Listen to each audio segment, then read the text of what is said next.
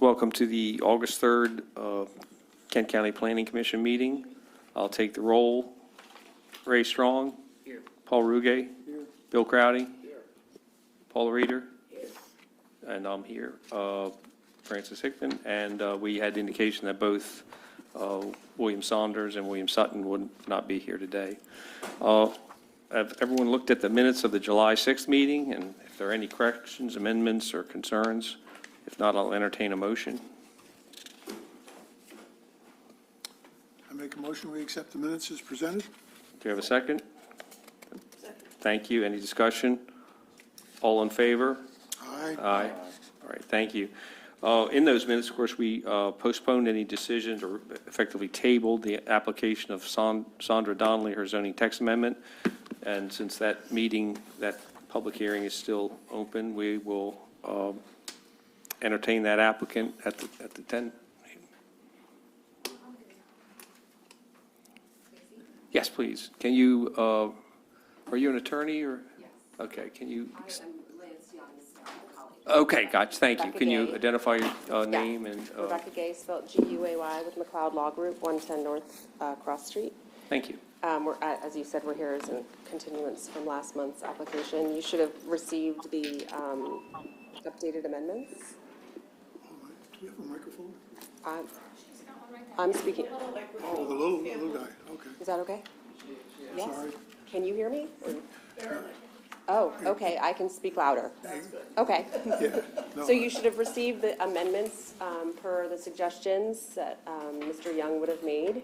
So we're here just to continue the application and receive any feedback.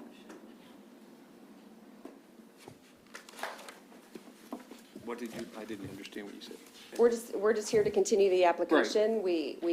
I think we addressed all of the needs that you brought up, the size of the parcel, the consistent use of the word guest versus patron, the maximum number of structures, setback, and the maximum number of guests.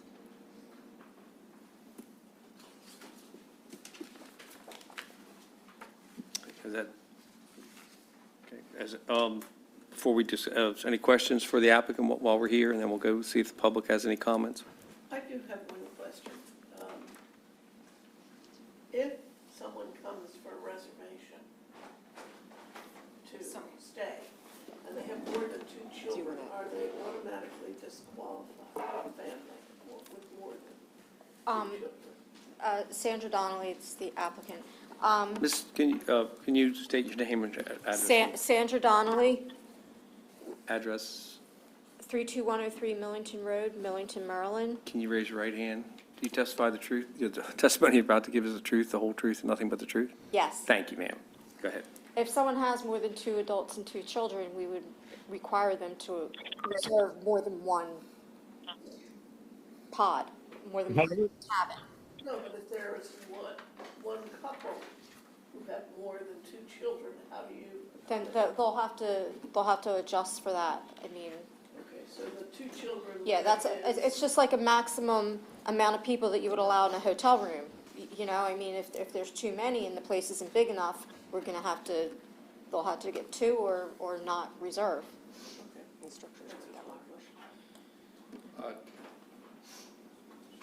In the last meeting, staff had recommended taking the village out of that. Yes, and that was done, so in Article 5, the village was removed, but inadvertently in the text, it wasn't removed from Article 7, just in the introduction. So it is meant to be taken out, yes.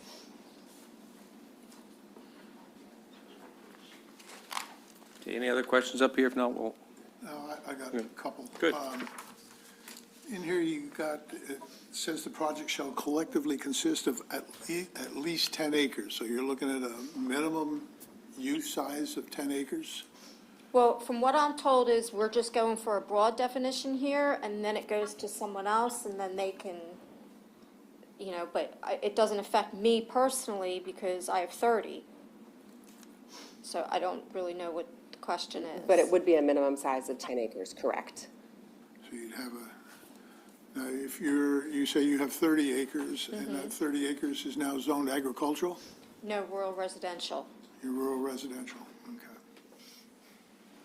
I know you've got more or less a farm or something out there, so it's, Right now, it's just a field. There's a nothing field. going on there. and then, I have a total of almost 40, but it's the 30 I'm talking about. the number of structures, you got a limit of 20 structures. That include, like, the manager's unit you're talking about? Yes. Does that become a Yeah. separate person? Yes, that And a would, separate house? Right. correct. So there Yeah. would be 15 Fif- 15 structures that would be the rentable pod, what she calls pods. And then the 16th, that would, Yeah, we're just putting it because in Include a case manager. they wanted to include the outdoor fire pit or the outdoor kitchen, they might consider that a unit, even though it's not enclosed. and these units are going to have a bathroom, or they won't have a bathroom? There will have bathhouses. Bathhouses. Yeah, that was on the original thing, and there's in the Right, pictures. that's the one where you got to Yeah. get up in the middle of the night and run But down the this trail. wouldn't preclude bathrooms Right, Yeah, if in someone a else wanted to different do, yeah. location. okay. Just out of curiosity, and this is going to sound stupid to the board, but do you watch HGTV? I or anything like have, that? Have you yeah. heard of a program called Lost Kitchen? No, Go to Lost Kitchen Cabins. Lost Kitchen is up in Maine. They do dinners and whatever. I hate to say it, it's very expensive. Unfortunately, my wife wants to go, but what can I do? You get reservations by lottery. They're a year and a half out. Wow. But they have what you're looking at. This just Google Lost Kitchen Cabins, Mm-hmm. and you'll see something very similar to it. yeah, they're As all to what over you're the place, they really are all over the place, they're just not in this immediate area. And the reason I want to do bathhouses instead of having a bathroom in there is because of space. You know, we don't want them to be big and obnoxious, and who wants that in a small room? So, I'm just. people camp and get less, so. And just curious to the department here, if they make it at least 10 acres, what is the effect on within those zoning districts? How many parcels are there that have more than 10 acres? You know, that's pretty good size for some of our residential districts. Well, I think they were originally worried that anyone with an acre could try to put some of these Right. on their Oh, sure. place, and this way we just came up with that, but again, whoever wants to That was one of my adjust it. concerns. I Yeah. mean, Right, that was so definitely that's- one of my concerns. And, you know, I have no problem with the 10 acres. I was just curious as to where, you know, I'm just curious what the effect is going to be now on the other zoning districts, because I guess to be truthful, I'm not totally enamored with putting it in a lot of different districts. I could see it in the agricultural, or, but, and like you say, in your case, you're not, you do need a large parcel in order to make these things work. And then you get down here farther, and it says you got a side yard variance of 25 feet, and that to me is awfully small for a 10-acre minimum size parcel. If you want to suggest it's more, Well, we like the language of the 25 feet for the setback. We did talk to planning and zoning, and these are the numbers that we came up with that seem reasonable for a setback. So, You know, That's yeah, what it's we'd like to reasonable move for forward. but maybe for something like this, it's, you know, essentially, I hate to say it, what I'm looking at is you're running, what can I say, a small motel. It's just individual units. It's really, that's the only difference. You know, and you gotta have, you know, you've gotta have some kind of buffering. You gotta have, you know, for the properties next door, and maybe not yours. yeah, I understand, But yeah, but I guess that could I'm always looking be, at other, you know, I'm looking at other districts where you've got some, you know, you may have some, you know, people with houses that are 3, 4, 5 years old. Mm-hmm. You know, I'm gonna say newer houses, let's say, as well as older, you know, that have spent a lot of money on them, and then next door. they don't want that next door, right? You know, But that could also be your suggestion going forward, is to change that 25 to something else. though we do have our new zoning law showing up here sooner or later. Did you have something to say? Or were you? we're comfortable with, we would prefer to move forward with the language of the, what we've given to you. Yeah, some of the similar concerns, we got 15 dwellings, possibly 25 feet from our property line, then that could be 60 people. And I think that impact, as Paul was indicating, we're looking at all these zoning districts, and that does concern me. The other question, have you talked to the health department about the dining and this bathhouse No, we've gotten no further because this was the first thing we had to do. I can't even get them to tell me where I should put a septic and well. Our personal idea is to have it all spread out enough, because what's the point of putting people in here if it's going to be overcrowded and condensed? That So- defeats the whole But purpose. also, if you look at J, it says all structures shall meet the applicable Kent County codes, including the building code and health department regulations. So each property that comes forward to do an outdoor retreat would have to meet any of those codes or regulations. And that would go to a site plan, which you're not presenting yet. I mean, Correct. You're just looking. My Which would question go to the is, planning commission and then to the Board of it Appeals. would be helpful to know how the health department views Right. 60 people on a property of 10 acres to plus. Well, I think we put 60 because we were talking about 15 over 30 acres. I But would we're- think it would be a But running. we're not there yet. I mean, Yeah. this is, Right, so but- when each property is put forward as an But application. this for- is the potential. What we're talking about is the zoning change and the potential that this zoning change is going to do to the county, and it is 60 people on the piece of property. It's not yours, right, it's not a site plan. But the potential for this change would be 60 people, you know, in a minimum, and the minimum size is 10 acres, so. But it could be, you've got 15, they're 2 bedrooms, that's 30 bedrooms plus your No, residence. 15 No. one-bedrooms. They're One not bed, one bed, 15. they're one-bedroom units. Okay. Right. Yeah, it's So a maximum 4 to a unit, so you're. Correct, But you are looking at 60 people. potentially. Over 30 acres. And that's Well, why. over 10 acres. Yeah, we gotta look at 10 acres, because that's what you're applying, you know, that's what's being applied for as far as the zoning change. What yours would be, you know, how you present what you want on the site plan is that's not what we're looking at right now. Right. We're just looking at the change. And the other thing in here, you got the planning director may require a site plan. I would rather see it, will require a site plan.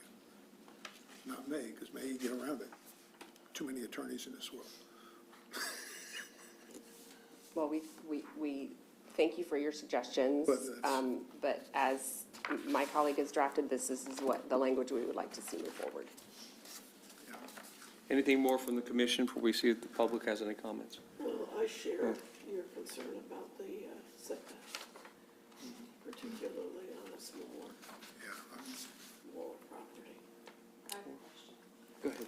And maybe it's better directed to staff, but it seems like the term seasonal got dropped from the revised text amendment. So we'll be adding that back in. Oh, they had a problem with it last time. Okay, hold on. I'm So sorry. I think in the staff report, seasonal was added back in, but the language that we suggested in our text amendment does not include the word seasonal. So I saw that in the staff, I did see that in the staff recommendations as well. Because I thought one of the conditions that the planning commission had asked for, or amendments, was to clarify the term seasonal.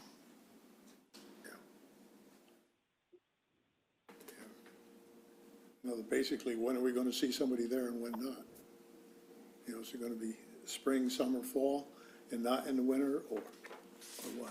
You know, what is meant by Having seasonal? not been here for the first meeting, I'm not quite sure what discussion you had about the word Right. seasonal, but I think it was, for the lack of a better term, sort of casually used as this would be, for the self-policing, who's going to want to be in a pod in December, Well, sort of thing. the thing is, we are gonna have heating and air, and we don't want it to be seasonal, using that term as restrict a it. layman uses. But I think It's a better word. Lance had said seasonal was more to say not year-round. Nobody's gonna be living there like, Well, and that's permanent why, resident. and we added the language of transient as well, in terms of the guest units will be inherently transient, and they can only stay for 2 weeks. So I don't think seasonal captured what Yeah, they wanted to define, and so they just struck it. I would agree with, you know, I would agree with striking it out of there myself, because it's, So the intent is that these units could be used year-round? yes. Okay. so it's not seasonal. That's fine. I'm just, where did the word go? Okay, is there anyone in the public that wishes to comment on this ZTA, please step forward. Can you give her just one of the chairs, that's all? Sure. Come forward, please.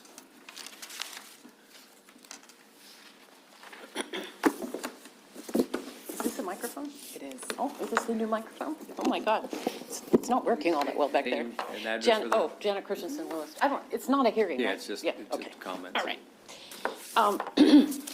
I still think that this zoning text amendment, not that it can't be worked, but I don't think we need it, number one. I think that was mentioned in the last hearing.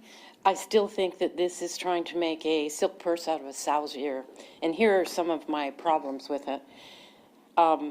They changed something. It says the project shall collectively consist of at least 10 acres. Is that 10 acres for the total site? So somebody's home and outbuilding and other things could be on the property, and they could have 15 units as well, so that it's not just, is it 10 acres for the project itself plus whatever other land, or is it, that's totally unclear here. It says there should be a maximum of 20 structures, including the guest units. You're going to get 20 structures on 10 acres, 25 feet from the property line, with no mention of any kind of screening going on here. I think that's totally inappropriate. The use and occupancy of the guest units is inherently transient, and guest occupancy shall be limited to 2 weeks. There shall be a maximum of two. Who enforces this? How do you know? Are they going to have, is planning and zoning going to send out the compliance officer and check and make sure that the same car isn't parked there? I'm not saying that Mrs. Donnelly, this is not her application. This is a text amendment for the entire county. And the enforcement mechanism for this is not clear exactly how they're going to enforce this.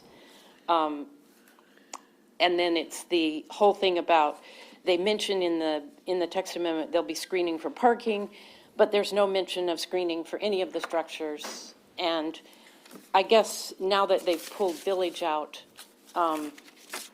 that's one thing, but still, a lot of our rural residential and critical area residential, they may have 20 acres, but they're in close proximity to other people. They bring in people, can they play music? Can they have dances naked outside? I mean, what? And have campfires next to somebody's house? I don't know. And I also have this study that was done by the University of Maryland, and it's called Farm Camping Preliminary Research. And I think it brings up a lot of the issues, not just for camping for agriculture, but for everything else, and I'd like to submit this for review. It talks about taxation. It talks about how you get these integrated into the landscape. If planning and zoning, I think, had read through this text amendment might be a little bit better than what it is right now. Thank you. Yeah, we enter that or pass that around.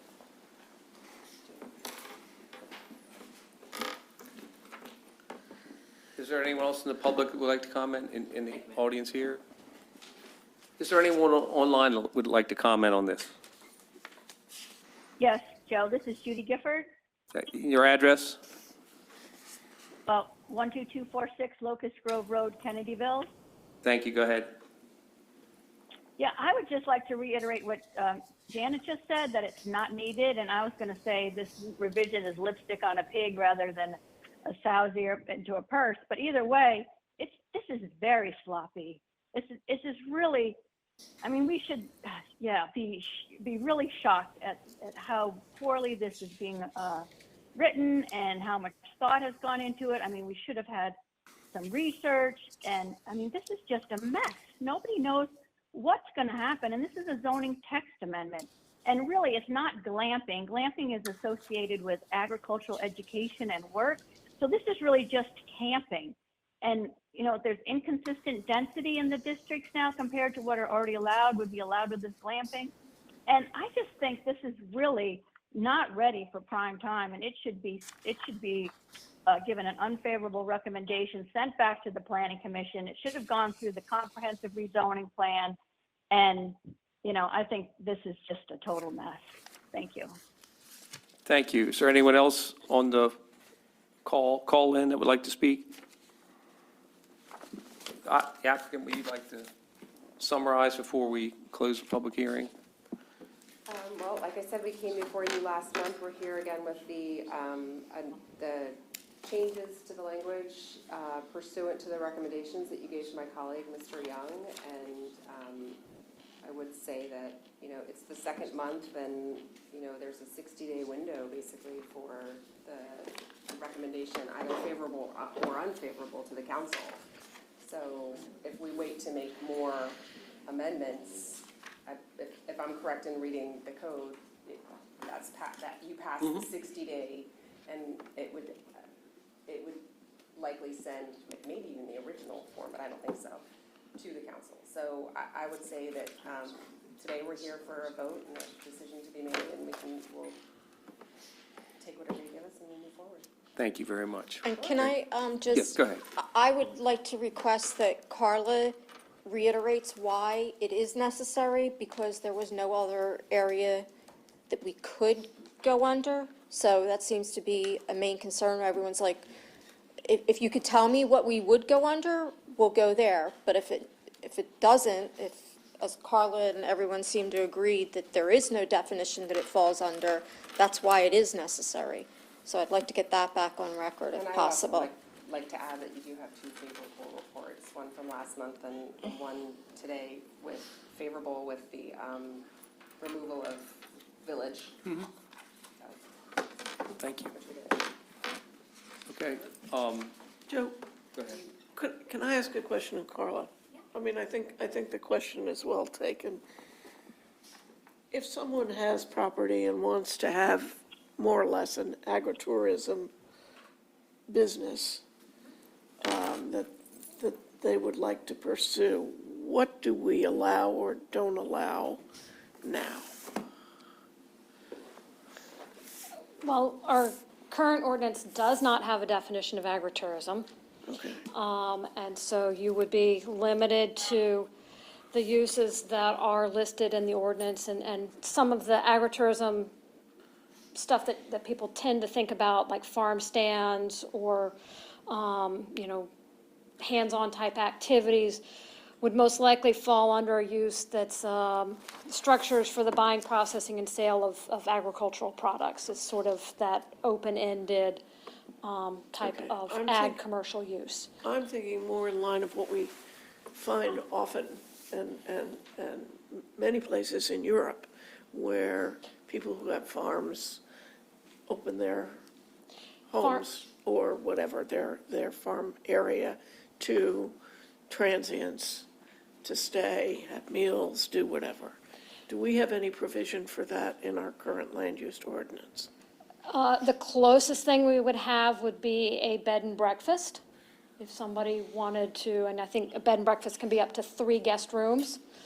So that would be somebody staying as a guest in your house. We do not allow any type of camping, glamping, whatever you want to call it, anywhere in the county.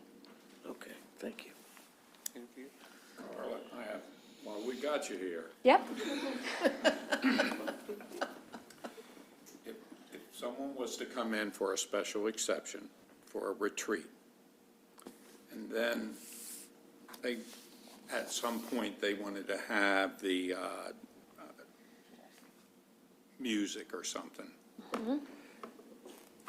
Once they have their special exception, they would not have to come back to this board if they wanted to do, you know, have a rock concert or,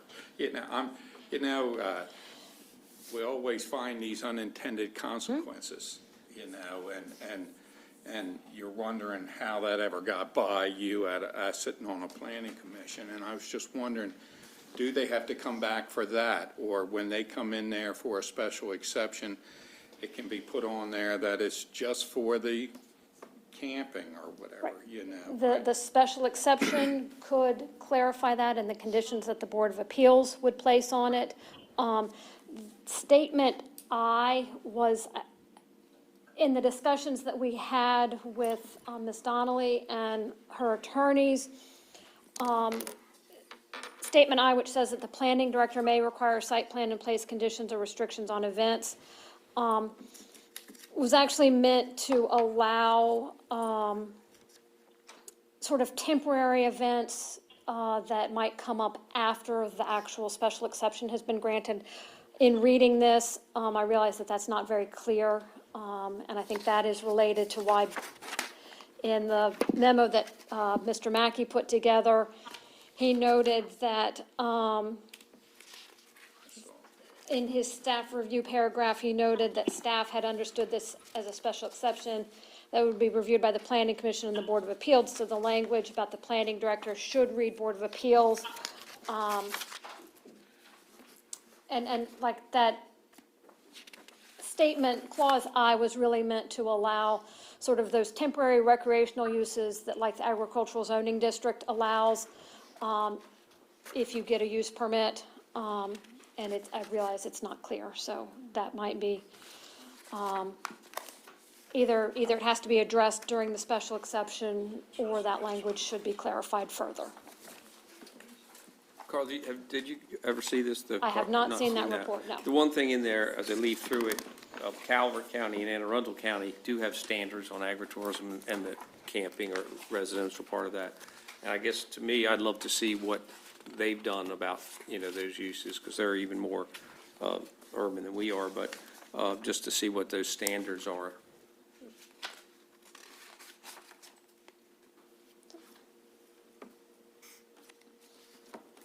And I would say this is certainly something that you, in sort of the next phase of the comprehensive rezoning, can revisit if you want to add in something that specific to kind of the camping on farms.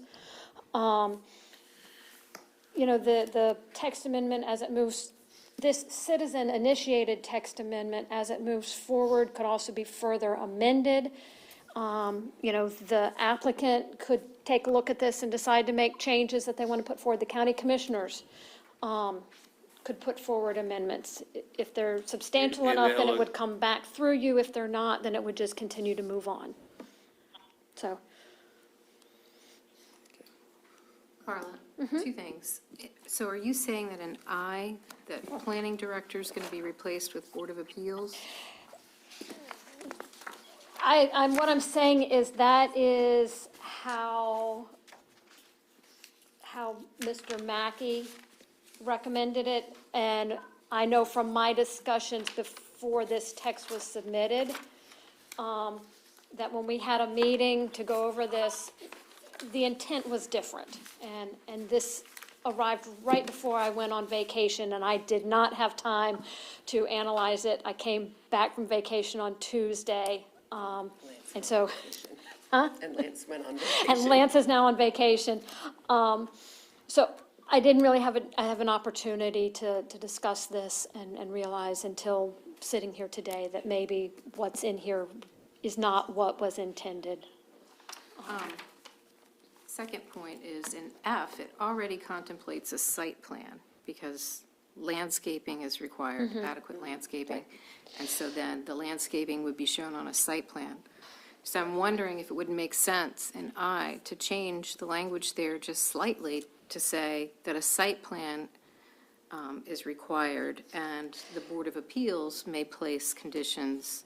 Or you could also just add for temporary recreational activities, that the planning director is the one. I mean, that was the intent in our conversation, was if, say, 2 years from now, somebody who has one of these wants to do a one-night music festival, or, they've got a lot of land and they want to start doing the Savage races like what's done at Hopkins. Hopkins Farm comes in twice a year to get a use permit, because the agricultural zoning district allows for temporary recreational uses.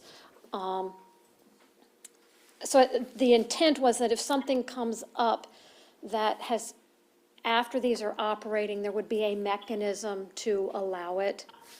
And it's just not clearly stated here, that was.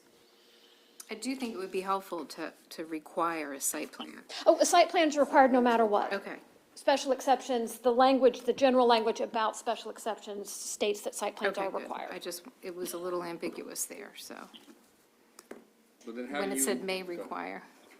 If you have a site plan, how do you handle the uses, the change in uses then for that? How would you call, that's what you would put in I now? Is that- That's what I is supposed to be. I is supposed to accommodate those temporary recreational use permits. And the language, so it's taken from the language in the agricultural zoning district, and I will read it. It's number 5. Circus or carnival, midways and amusement parks, maze fields, and other temporary recreational uses for a specified period. The planning director may require a site plan and place conditions as may be appropriate to ensure the compatibility of the temporary recreational use with this district.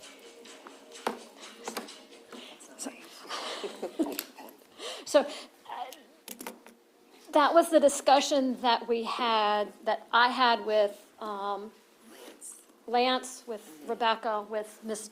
Donnelly, when we were trying to say, is there some way that if in the future, somebody does want to have something that would bring in people who aren't overnight guests, to allow it to happen? And so there could be a couple ways that could be done. One is, the Board of Appeals and the special exception approval could just put limits on that. Or the other option that we were trying to get to was to allow flexibility by letting the planning director kind of review those and make a decision on them without something going all the way back to the Board of Appeals, just for a one-time use. And Ms. McCann, as our attorney, may have a completely different view as to how that should be allowed or should not be allowed. That was just the conversation we had with Ms. Donnelly, trying to capture what she would like to be able to do on her property, and for which we do not have any other existing use in the ordinance to allow. Should we close the hearing, public hearing, and then we still utilize staff and your expertise too, that way. I have a motion to close the public hearing? Yes. Second? So, All in favor? Aye. Okay, now the public hearing is closed, we can deliberate, and we still have our resources here to ask these questions. I think you may have had something. Paul. Yeah, I got a few more. One, you keep talking about the events and things like that happening, but that generally would be on something that would be in the agriculture district, and that's kind of what I'm kind of hearing from you is more or less out in the agricultural area, which now takes out all the other residential areas. And that's one of the concerns I had was I really can't see this happening in some of the residential areas unless you have a large piece of property. And then also too, the line A here says the project shall collectively consist of at least 10 acres. Does that mean 5 people can get together with their properties and come up with a 10 acre thing? Because it No. says collectively, it doesn't say one lot. It does say collectively, which is taken from other special exceptions that use the same language. Well, that's good, we're bringing it out, maybe we should review all of it. So it's under retreat, that is the first We can clause. retreat. We can do it on a retreat. So under a retreat, which this does not fall into that definition, trust me, we tried to make it work with something we had, just says that the project shall collectively consist of at least 15 acres. I think that Country Inns, I mean, I have, we just looked at other special exceptions and said, is there a Right. phrase that's already in use that we can put in here to capture a minimum lot size? We would require that it be common ownership. So yes, somebody could take 2 parcels that they own and theoretically have one of acres these off to each. make 10 acres. Can we clarify that definition? I think we had a question. Is the collectively of the acres is parcel size or the area of use? That would be parcel size. So you could spread it out, if you have 30 acres, you could use your whole. You could, yes. Okay, so that's Yeah. just, so what, And at least is sort of the minimum. But no, I mean, you could, if, so long, you could have 30 acres and actually only use 2 acres of it for that I your understand, I use. was looking at the other Yeah. way, okay. Yeah, you gotta have a minimum I of think 10. there was concern of the minimum size of the parcel last month, and so. Yeah, well, this mentions, project, not parcel size, that's. And my concern is I'm looking, it should be one parcel, not a collection of parcels. And I think you could make that recommendation to the county commissioners of a change that you would like to see. Yeah, I We mean, chose that language. Collectively is confusing. Collectively is confusing, either the parcel, I would Right, agree, but yeah. we just, it was common language for multiple uses already within the land use ordinance. Can we just say the project shall consist of at least 10 acres? In one parcel. Can recommend that, yeah. With common ownership. And if you're taking one parcel, and if it's agricultural, let's say it's AZD, now that becomes, to me, it becomes a subdivision, or it becomes you're breaking off a parcel to make, it's a business. You're taking it away from farm, you're becoming. You're not becoming a creating new business. property lines, so you're not doing a subdivision. You put up 15 units and you don't want a property line, No. no? I think what you're trying to do is say that this use can't take place on any parcel that's less than 10 acres. That's exactly, it's not clear that way. Correct. And there's no restriction on how much you use of your property once you have 10 acres. Right, I mean, I don't think we need That's to what say that could that, read as, but yeah. yeah. Yeah, I think that language makes more sense, makes it more clear. Are you open to an amendment? No. And do we have any restrictions on what you can do in there? I suppose you get a bunch of ATVers out there wanting to go for a ride in January, if and when we get snow. Well, the hearings, that's just for us to discuss now. We have to make a recommendation to the county I commissioners. think that, as far as what the use is, I mean, that would come in when you came in for your special exception. That's why I always like conditional use better than special exception. You can put those restrictions on it if it became a matter that you could limit them to what they could do. I mean, when they come in there for their special exception, they're, in a perfect world, they're gonna tell you exactly what's gonna take place on that piece of property. Anything other than that, you can put restrictions on it. Now, who's gonna enforce it? That's a good point. That's the Right, you next can thing. make your Who's going- recommendation to the Board Who's of going to enforce Appeals it? with the restrictions. So I guess, if you will permit me to ask again, Carla, what again was the intent of I? I mean, if the planning commission can already place restriction, or suggest, recommend conditions and restrictions, and the Board of Appeals certainly can require those, what is the intent of the planning director also doing that? The intent of I was to allow for temporary uses that come up after the Board of Appeals has granted their approval. So 2 years from now, if the Board of Appeals has kind of said, all right, you can have events, then, in 2 years from now, they want to do a music festival. Well, then we'd say, you've got to get a use permit for that. And as part of that, you've got to show what you're doing. And maybe that's not necessary. We were trying to cover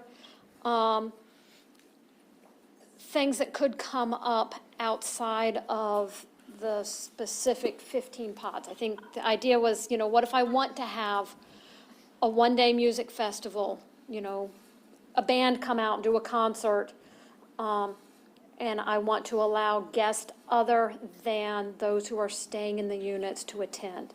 Can I do that? Place called Yes. But Can I have a is- wedding that I has more than guests outside of those that are staying on site? I think that's something you should really think about, because we've run into this before with expansion or enlargement of a use that doesn't go to the Board of Appeals. Sounds like what's. And a wedding is a, But once it's approved, Well, it the seems idea to- was, Seems to can me we that let in we have special two things. questions here. One is the commission, does the commission look favorably or unfavorably on the proposed use, which is outdoor retreat? And then, depending on the answer to that question, then does this language get us to where we want to be relative to defining the parameters of that use? I think I look at it, the same issues, but differently. We have to act on what they presented, which, whether that's favorable or unfavorable, we have concern. My sense is if we choose either way, favorable or unfavorable, we're going to make recommendations to the commissioners. If they want to approve it, then they should consider uses, whatever. We owe them an answer on what they submitted. Okay. We don't amend it, but we can make a recommendation, whether that's favorable or unfavorable. I would, suggest that if you want to make a lot of conditions, it would be unfavorable. I think that's the way it would sound. But if you say it's favorable, then they would be less inclined to make, the commissioners would say, well, why should we make conditions if you say it's favorable? But that's my opinion. or favorable with these changes. With these changes, that's with condition, whatever that, yeah. Okay, that's kind of thing, I think, where we are, and it sounds to me like we have elements that we all have issues with, and that's what we need to send to the commissioners so they can make a decision on this and give the applicant their due.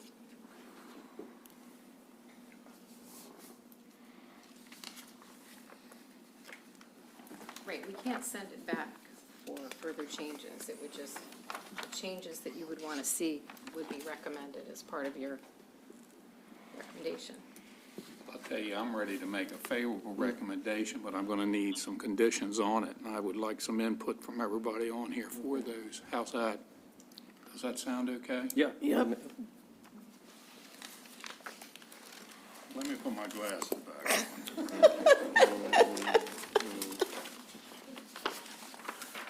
I make a motion that we send a favorable recommendation to the county commissioners to add seasonal outdoor retreat as a special exception use in the agricultural zoning district, the rural character district, the rural residential district, and the community residential district, with the following conditions: that the village district be removed from the language. Hold on 1 second, I scribbled some stuff down, and you can disagree with me if you want.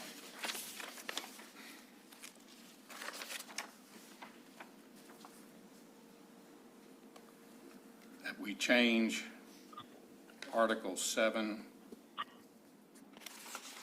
little a, where it says the project shall collectively consist of at least 10 acres, that it should read, the project shall consist of a parcel of at least 10 acres. And down under I, that where it reads, the planning director may require a site plan and place conditions or restrictions on events as may be appropriate to assure the compatibility of the use within a district or location, that the wording be changed to the Planning Commission and the Board of Appeals may require a site plan and place conditions or restrictions on events as may be appropriate to assure the compatibility of the use within a district or location. Anybody else have anything else? Yeah, I think we need to address the setback Yeah, question. I was going to say the same thing. H, I think accessory structures, or the accessory uses, that's, I don't know what the number should be, but 25 feet is not very much if you have that many. Give me a number. I'd say a minimum of 100 I was feet. going to say 100, yeah. 100. Well, the commissioners will, under Article 7, little h, accessory uses and structures shall be set back at a minimum of 100 feet from any adjacent property line. So your clarification, if I may? Sure. You're recommending that it be a 100-foot setback for all of the structures as a, so the pods, Accessory structures. the pods themselves are kind of the principal structure. The accessory structures would be the swimming pools, the pavilions for, picnic pavilion, things that, are kind of the additional uses besides the actual pods for guests to stay in. What about the bathroom? Is that an accessory? Because now you're walking a Bathhouse. pretty good distance. The bathhouse is probably accessory. What- I was under the understanding that most of these parcels had a residence on them. So that's your principal structure. They may or may not. They may not. I mean, Nothing says they have to. 100 foot's 100 foot. I'd go with the 100-foot, and I think, a pool, same thing is just impacted, a bathroom is impactful, a target range stuff, or anything that you would put up for sporting clays or something. Wait a minute, you've got a motion that you're proposing, maybe withdraw that, continue your discussion on the conditions, I'll and then you'll withdraw have that, them and we'll change succinctly. little h to say, all structures shall be set back a minimum of 100 feet from any adjacent property line.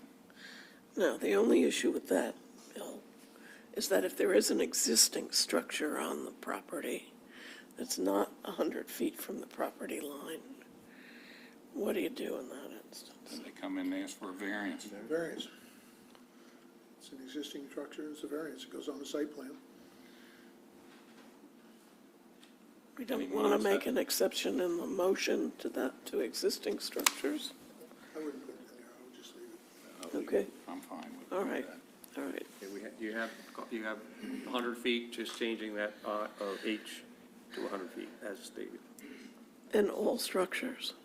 I think it's all structures related to the outdoor retreat use. So if somebody's got a house on the property and it's not the resident management quarters, and it's just a house, if it's not part of what's being proposed, then the setbacks are irrelevant. I think that makes sense. Maybe you can add outdoor retreat accessories, uses, and structures. So, Outdoor retreat structures, okay.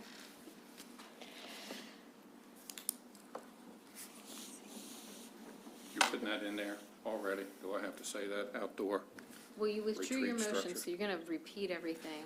Is there any more discussion? Not on- all of it. Are there other changes that need to be discussed? I'm going to say then we'll change to little h to say all new accessory uses and structures shall be set back a minimum of 100 feet from any adjacent property line. can I amend you? Outdoor retreat Retreat structures. Yeah. I'll settle for that. And I'm blaming this on everybody for going on vacation. I haven't taken a vacation. You will, now you want to, probably. Is that acceptable to the, Ms. Dunaway? Yes. Yes, so. And it's with those changes, we recommend a favorable. We've got a motion on the table, is there? Well, now you have to restate the motion with all of those, because you had discussion in between, Well, you're so- going to have to read them back, because I think I can remember them all if you want. Okay. You want me to do them again? Yes. Oh, my God. I make a motion that we send a favorable recommendation for the zoning text amendment to add seasonal outdoor retreat as a special exception use in the agricultural zoning district, the rural character district, the rural residential district, and the community residential district with the following changes. That the village district be removed from this text amendment. That that under Article 7, little a, where it reads, "The project shall collectively consist of at least 10 acres," that be changed to, "The project shall consist of a parcel of at least 10 acres." That under little h, as it reads now, "Accessory uses and structures shall be set back a minimum of 25 feet from any adjacent property line." That little h be changed to, "Accessory uses and retreat structures shall, outdoor retreat structures shall be set back a minimum of 100 feet from any adjacent property line." That under little I, You said all new accessory structures and outdoor retreat yes. Is that what we agreed to? No, structures, all new. Is that what we, we did? You just missed the all new. okay. Under little I, it reads now, "The planning director may require a site plan and place conditions or restrictions on events as may be appropriate to assure compatibility with the use within the district or location." That is to be changed to, "The planning commission and board of appeals may require a site plan and place conditions or restrictions on events as may be appropriate to assure the compatibility of the use within a district or location." I'd like to see the word "may" changed to "will." Everybody good with that? Can we strike "may" and add "will"? Yes. I think "shall" is the better word there than "will." That's the difference. Whatever legally covers, you know what I mean? Here we Whatever. go. You want me to redo that? I mean, I don't think you need to say shall require a site plan, because as Paula reminded us, it's already required for a special exception. So it could be that the planning commission and board of appeals may place conditions and restrictions. I'll change it to little I. "The planning commission and board of appeals may place conditions or restrictions on events." Take that back. "Shall place conditions or restrictions on events as may be appropriate to assure compatibility of the use within a district or location." That's it. We have a motion on the floor. Do you have a second? Second. Any discussion? Can I ask for one amendment to take out the word seasonal?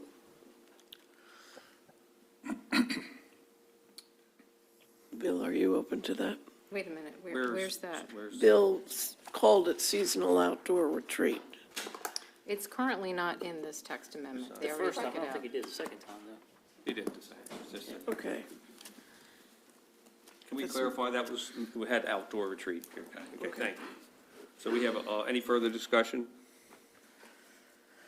All right, I'll call for the vote. Ray Strong, Aye. Paul Ruge, Aye. Bill Crowdy, Aye. Paula Reeder, Aye. and I'll vote nay. So we will send a favorable recommendation to the Board of Appeals with those conditions, and hopefully you'll get straight with them. Thank you. Thank you.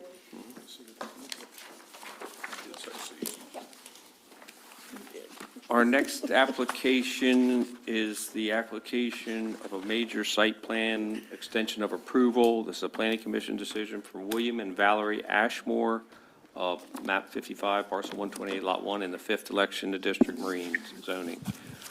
Are those applicants here or on? Are those applicants in the? This is Bill. Okay, hold it, there's talking, please. Okay, the applicant or the representatives are on the phone? Yes, this is William Ashmore. Thank you, sir. Are you the only one testifying? Yes. Okay, thank you. Okay, the staff give their report first, and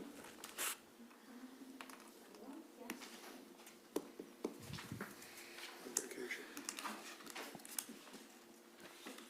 I have somebody's copy of the correspondence back. yeah. I've lost one.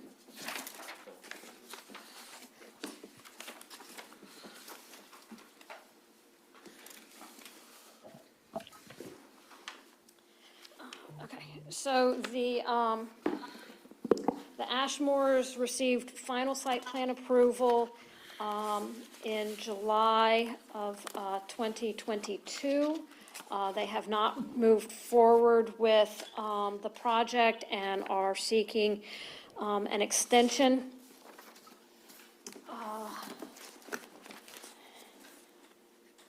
And there's, I think your cover memo was just kind of the staff report from last year. And there is language in the land use ordinance that, if I can find it,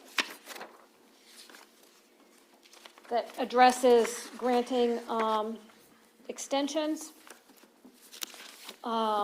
which says that when the applicant can show that the project is in the process of obtaining permits, and that things have been pursued diligently, then the planning commission shall grant a 12-month extension. Site plans can receive more than one. So I think, and the applicant sent a letter, which is included in your packet, indicating that due to economic conditions, ongoing labor shortages, and supply constraints, they have been unable to proceed, and so that's why they are requesting this extension. Similar extensions have been granted in the past or for similar reasons for other projects that were kind of waiting for better conditions. We did receive 2 emails from neighboring property owners. Copies of those have been provided to you. Both of those property owners, one is from Janice Nordoff, who has property at 4859 Skinner's Neck Road, suggested or asked for consideration to not approve the extension. And there was also email from Aldo and Jane Gaspari, who are at 4849 Skinner's Neck Road, and again, also oppose the granting of the extension. Thank you, Carla. Mr. Ashmore, Yes. will you testify the truth, that the testimony you give is the truth, the whole truth, and nothing but the truth? I will. And your name, full name and address for the record. My name is William Ashmore. I live at 21979 Kelly's Park Road in Rock Hall. Thank you. What can you tell us about your request? Nothing further. There was plenty of support for this project when it was first advertised. We had to advertise to the whole community. There was the only, Ms. Nordoff was the only one who had any sort of heartburn with it, and her heartburn was more concerned with any sort of development in the county at all was really her biggest issue. So it wasn't really project specific heartburn with it. And the other person, I would assume, is in the line of sight of the water. So possibly it's their water view they're concerned with. I really don't know. They did not testify in the first hearing about the project. Other than that, we had a lot of favorable feedback the first time that we did the public hearing. Good. In granting an extension, we need to know, what have you done in this 12 months to facilitate moving this project along? We've consulted with the builder, and we've gone down that road, and in researching the basically all of that, we're ready to submit a building permit, but at present, economic conditions what they are, and supply chains still what they are, and the labor shortages still as they are. It's just kind of cost prohibitive at the moment to begin the project. All right, thank you. Does anyone have any questions for staff or the applicant? I wasn't present for the approval the first time around. My question is, can you give me a definition of what a residential club is? Yes. It's basically a bed and breakfast under this zoning. This is what is required. It's a bed and breakfast that has a tie into a waterfront property, which we are using the marina for. Thank you. You're welcome. It does have a full definition in the land In the use land ordinance. use, It is, private destination / residence club is a permitted use in the Marine District and does have a definition, if you care to hear what it is. It's pretty much what he said. Mr. Ashmore, do you have an idea at this point, assuming you get your extension, when you might start your project? We're looking towards next summer versus this summer. I'm sorry? We're looking towards next summer versus this summer for a start of the project. So we're probably looking at a second extension. Yeah. Once he starts. One thing, this is the, you have a question? No, I just, I'd much rather see a destination point like this than all the Airbnbs that are up and down the road. We have no control over those. This, at least you have, you have your garbage out there today, the garbage to be picked up not 3 days ahead of time when the people are leaving and stuff like that, And also, our charge here is only for, I appreciate the neighbor's comments, but this is approved, it's whether we extend it, not, we're not offering anything different. Come on, these are expensive. All right, any other comments or questions from the, if, I'll entertain. I got one question. I mean, since this has been around for close to a year or whenever it was, you got staff recommendations in here for final approval for required sureties of stormwater management, sediment and whatever, and recordation of the slip agreement. Hasn't that been done? That has not been done. I had discussed that with the planning and zoning, and it was decided that I could do that at the time of permit application. We would take care of all the sureties and that thing. That process is quite expensive and quite lengthy to get a surety. And there was also some conversations about different types of sureties and different ways to go about that, as far as me just depositing in a bank account and those sorts of things. And they weren't, it seemed like the county didn't really have a process in place for that at the moment, and that was sort of in the works, it sounded like to me. But in any case, those items are to be handled when we apply for the actual permit. We'll handle any of those final items, because all those final items are expensive and time consuming, and they can be handled with the permit process. Okay, thank you. Without any other comments or questions, I'll entertain a motion. I'd like to make a motion that we grant the year's extension that is being requested, and that the staff recommendations of submitting all required sureties, stormwater management, sediment and erosion control, and the recordation of the slip agreement both be done and completed prior to any building permit issued.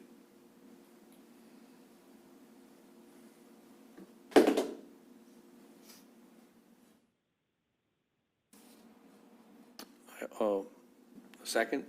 I'll second it. All right. Do we want the slip easement recorded? That's what I'm wondering, that's what I'm wondering about that. Yeah. Do we want the slip agreement recorded before the permit? Yes. Yeah, ma'am, can I speak on that? The reason that we're not doing that is because if this permit never goes through and this permit is allowed to expire, we don't want the marina property unnecessarily tied in deed to this corner property.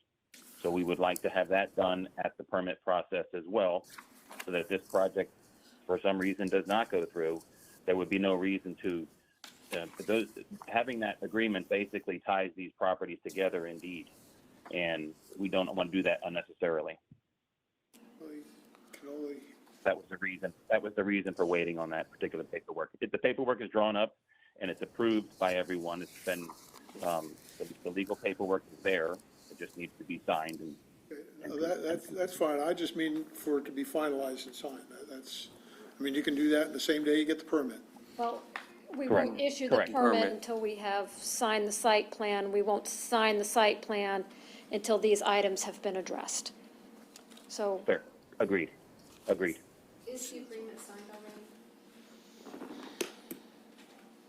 already? I don't remember. I know it's been reviewed by Mr. Yeager, was approved. I don't believe it has been signed. So, So basically what you want is unnecessary, because it's going to have to be done anyway. It's part of it would be a part of the original process. Just being a little redundant. I think it's fine to include that in the extension. I think we also need, and we just mentioned what he said in his letter, supply chain problems, building problems, just note that in, they want to just, why we did it. Amend my motion to also include the reasons for the extension are because of supply chain problems and health problems, builder problems, basically today's world problems. Very good. I'll second it. Second, any discussion? I'll call for the question. Paula Reeder, Aye. Bill Crowding. Aye. Paul Ruge. Aye. Ray Strong. Aye. And I'll vote with the affirmative. So Mr. Ashmore will grant that one-year approval. Hope you get moving on it as soon as you can. All right, thank you. Thank you.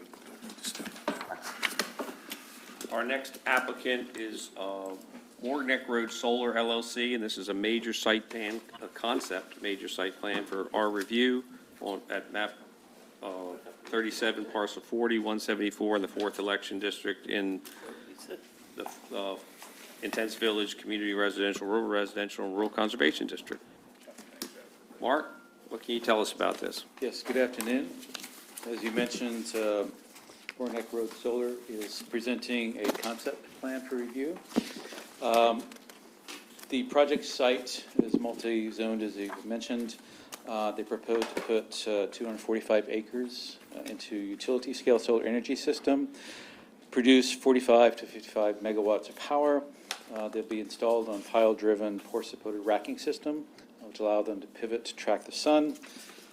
Moving through the staff report, there is a set of requirements in regards to the site plan review. I'll go ahead and jump to the specific TAC comments that we've presented. Let's see here. The applicant reports that an existing entrance off Maryland Route 291 will be utilized, and that would be the only entrance into and out of that facility once it's completed. I wanted to inform you that we have received correspondence from Delmarva that reviewed the plan, and they indicate they have no objection to the request for installation of proposed solar farm as it relates to the pole line on Morgan Neck Road, so they provided that input. After construction, there'll be limited traffic to the property. There's no sewer water to be used, very limited need for emergency services, et cetera. A conceptual stormwater management plan has been submitted, and more detailed stormwater management plan is to be provided for preliminary site plan review. According to the site plan, about 1/4 of an acre of the area disturbance is to be on slopes that are 15% to 25% gradients. On one of the sheets, it shows that at least a portion of the panels to be installed are on those steep slopes.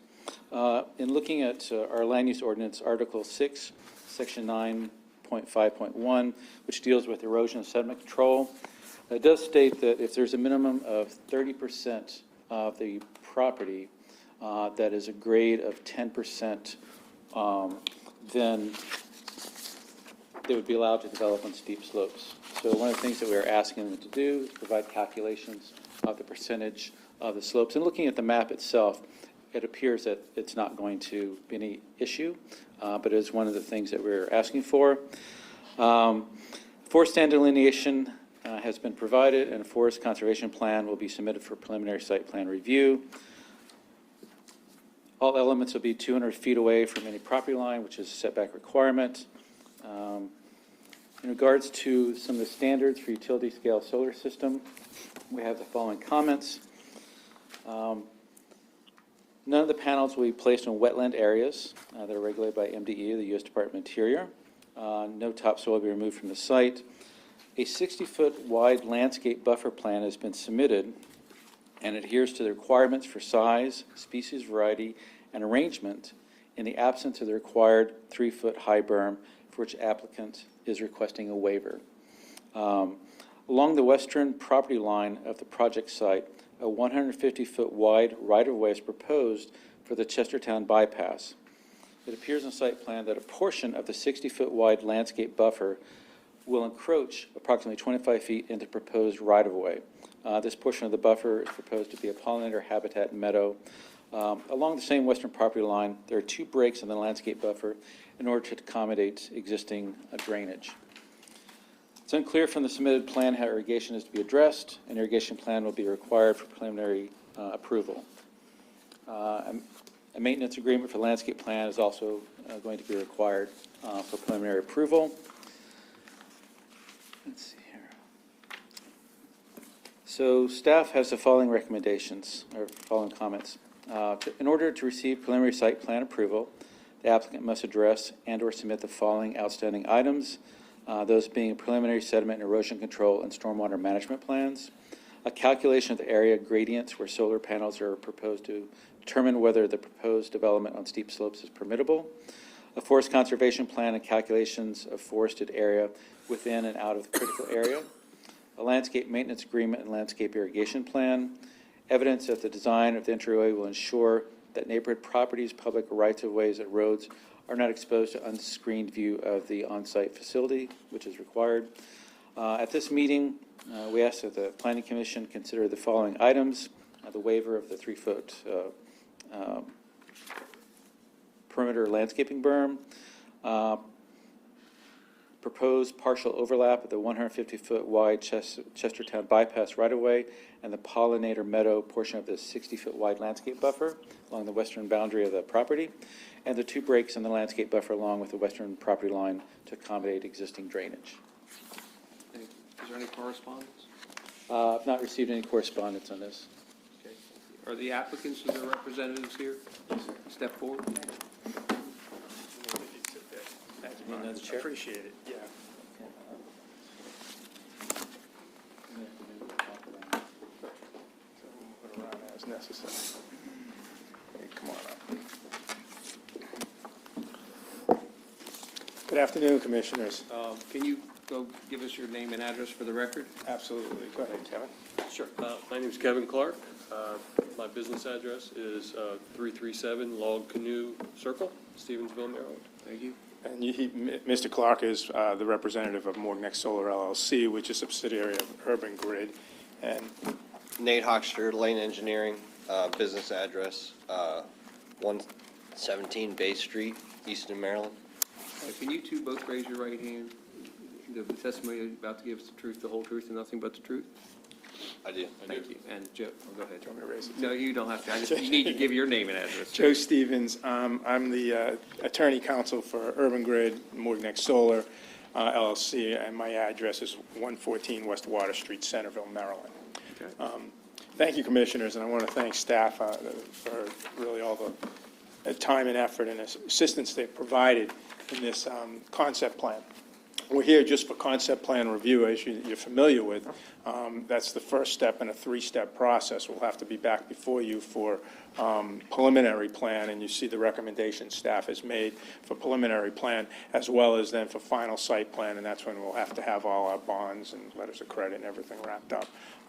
What I'd like to do is just 2 things. One is that I'm going to ask Nate to go over. Nate's also the landscape architect, land planner, to give you a brief overview of the landscaping plan. You know, there are no buildings per se, no floor area on the site proposed. So he'll go through the land plan, so to speak, and the landscaping, addressing a couple of comments that have come up, particularly the request to waive or alternate from the berm to the other form of landscaping. It's not a variance per se. It's an alternative at your discretion if you think that we're meeting the intent of it. And then Kevin can discuss when he perceives us having some of the other items addressed for things such as long-term maintenance of the landscaping and things of that nature. And then I will just briefly, if the commission would like, just address, how we're before you here today for this solar project. We're in several zoning districts, and as the commission knows, those zoning districts don't by right permit solar as a use. But under the Maryland statute for siting of solar facilities and under a case, which you're all familiar with, known as Washington County Commissioners v. Perennial Solar LLC, it was determined that the Public Service Commission's siting, location, and regulation of solar is preempted, or that the local zoning is preempted in regards to locational issues. So that's how we're here before you. We've received our CPCN at the Public Service Commission, Certificate of Public Need and Necessity. And we've also have a list of conditions, which I think have been provided to you by staff, which we must meet in terms of, and those conditions start very early on at this stage, and they run all the way until the project is closed and it's decommissioned. So there's a number of them that are applicable right now. There's a number of them that aren't applicable for several years. But that, you have that before you as well. Can you hear me okay? Might be a little loud. And then we also have agreements that have been made with the PPRP, which is the power plant regulatory, I can't remember the last name in it, but number of conditions that we've agreed to that we are meeting and as part of all of this. And they'll be reviewing this site plan as we get a little further down the line for those conditions as well. And I think that pretty much covers it. So I'm going to ask Nate, unless you got questions for me on anything I just addressed, I'm going to ask Nate if he'd give you a brief overview of the plan. I don't know if you're able to pull it up or whether it'd be better if he put it on a board or however it would be best for you all to see it.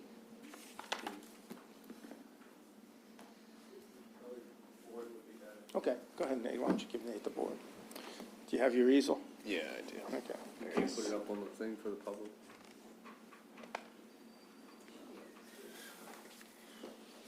You want your easel? You can, I mean, the people in the public can't. Oh, can you see all that up there? Is it showing on yours? No. Okay. No. Why don't you go over there, Nate, Yeah, I don't know. and speak loud? Can Or you- whatever the commission Can you chair. take that with him? I don't know what that is. That's Mike. Yes, Mike. Yeah. just- There you go.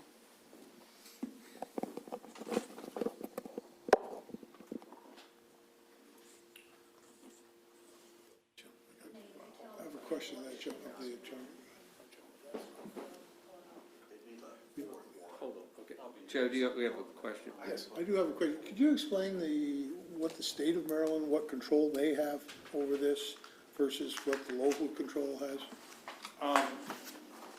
Well, the law is still, in its works, but it's clear that the Public Service Commission has control over approval and location of these facilities, of solar facilities.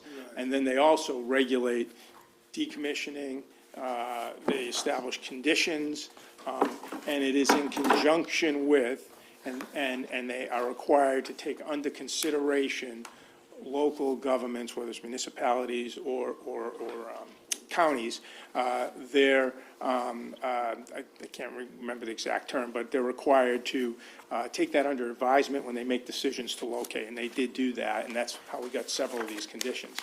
I think that then, and what we're trying to do then, is meet all of the county's standards for solar, because you have a whole section 11 under your zoning ordinance about locating solar in terms of what you have to do, landscaping, no grading. I mean, there's 4 pages worth of standards in that ordinance, and meet those standards. And so that's where I think the county and the staff and your review come into play. The locational aspect of it is what is preempted by state law. In other words, the state could say that it has to go here no matter what. The state has said that, in fact.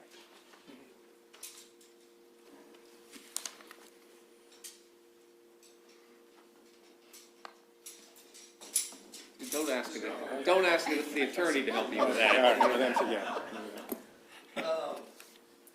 Yeah, so. Oh, there it is, it's up there, so we're good.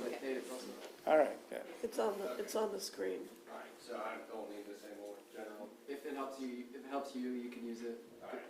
Yeah, I'll hold it if I I need to point to something.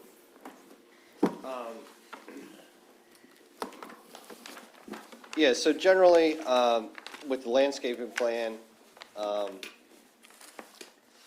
as Mark said, it's a 60-foot buffer all the way around with a berm unless. Yeah, page 10, unless you want me to go over the whole site. No, I just want you to focus on the landscaping. If there's questions, then we'll go from there. Yeah, so, big site, I did 3 blow-up sections, and then following, these pages, we'll flip to them later, but there's sections, elevations of what it would look like through, a cross-section here. So generally, the landscape on the site, it's required a 60-foot buffer, with a berm unless a waiver's, requested for that. If a waiver is requested, generally these trees are bigger at that point, so it's still 2 rows staggered evergreens, but they're 8 feet tall at planting and 10 foot apart. Interspersed deciduous trees are larger as well, 2.5-inch caliper, and understory trees interspersed at 1.5-inch caliper, and then shrubs at a height of 30-inch caliper, and then I think it's a 10-foot flowering ground cover, but on our plan, it's throughout the whole 60-foot buffers, pollinator, meadow, flowering ground cover, is what we're, What height did you just, for the flowering ground cover. height of the thought, you said 10 foot, that's not. Oh, no, 10 foot wide, Wide, yeah. within that, I think as a requirement, but we're providing it throughout the whole 60-foot buffer. Fill in the gaps and stuff, as things mature. So, Campbell, if you want to switch to the next slide, or, and if you want to zoom in a little bit. On really any of them, because they're the same, it's just a progression of 0, 5, 10 years. So you could zoom in on the top one or the bottom, whichever works for you. Before you leave that, Nick, could you advise the planning commission as to what your view is on going with the alternative than the 3-foot berm in terms of providing cover and buffering? Yeah, so I think the berm for a site like this with the topography there, it just has a lot of spots that it's just gonna, impound water, cause issues somewhere, whether it's on the neighbor or on the particular property, it's just, without providing, some other type of relief, but it just affects the natural drainage pattern. So providing a larger stock tree just kind of, you have a more established look in the beginning, more mature tree, and, grows a little faster. So, in lieu of the berm. So in these sections here, I'm showing the property line to the left, property line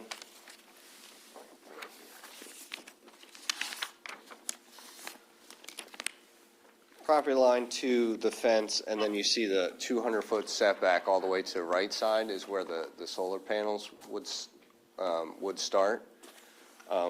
To the left of the 200-foot setback is the fence, and then you begin your landscaping buffer of the 60 feet. The first 2 rows are the 8-foot tall evergreen trees, and then within that, are the interspersed canopy tree and understory trees, and then the shrub, and then, to the left of that would be the remainder of your pollinator meadow or flowering ground cover. And then from that 60-foot point there, all the way to the property line is just an additional proposed pollinator meadow habitat. you can see in this section and on the screen there, it's probably pretty small, but at the top, it says 150-foot Chestertown bypass. You see that line above where it says property line goes up, and then the 150 feet is the bypass, and then you come down. So our 60-foot buffer yard is shown there, where we have 37 feet of all the larger landscape plantings within or outside of the 150-foot buffer, and there's 23 feet of pollinator meadow proposed inside that 150-foot bypass. And, we know that we're showing that in there. And we recognize that it's 23 feet of pollinator meadow within the 150-foot bypass buffer, but similar road systems, as Morton Neck Road is, in front of it, can be accomplished within, 80 to 100-foot right-of-way, and we don't really see the state needing 150 feet for a development of a roadway. I would like to add on that point, this is generated from a condition that was part of the approval for at the CPCN process, where they placed a condition on saying that keeping it recognizes the Chestertown River Boulevard, Chestertown bypass for us older people, and that it provided that the applicant provide on-site for the 150-foot for the boulevard, but they may place buffering materials, buffer requirements within that, under that condition. Obviously, you have your own discretion in that regard. We placed 23 feet of pollinators. We've got pollinators all over the site. We don't think that it's really going to be, if and when the boulevard's ever built, is going to create any real conflict. So that's what we're asking for your consideration of as well. So what else? Anything else, Nate? Yeah, just want to mention additionally, there's the 127 feet, I think it is, from the end of the 60-foot buffer to the property line. As I mentioned, that we're providing that as additional pollinator meadow. And then there's two breaks, as Mark mentioned, kind of northwest of the site, that we're just providing breaks in the landscape buffer for the existing drainage pattern that's there to not, impede that. Can you show us where they are on the map? Yes. Or what page or what? Yeah, so L101, so just flip up one page. And for everybody back here. Speak up. It's on this part of the site plan. So he's pointing to, and for you guys over here, it's Okay, do you guys, do we still? the northwest corner. Yeah. The northwest corner. Those are two, grass waterways there now or something? Yeah, they're just ag drainage.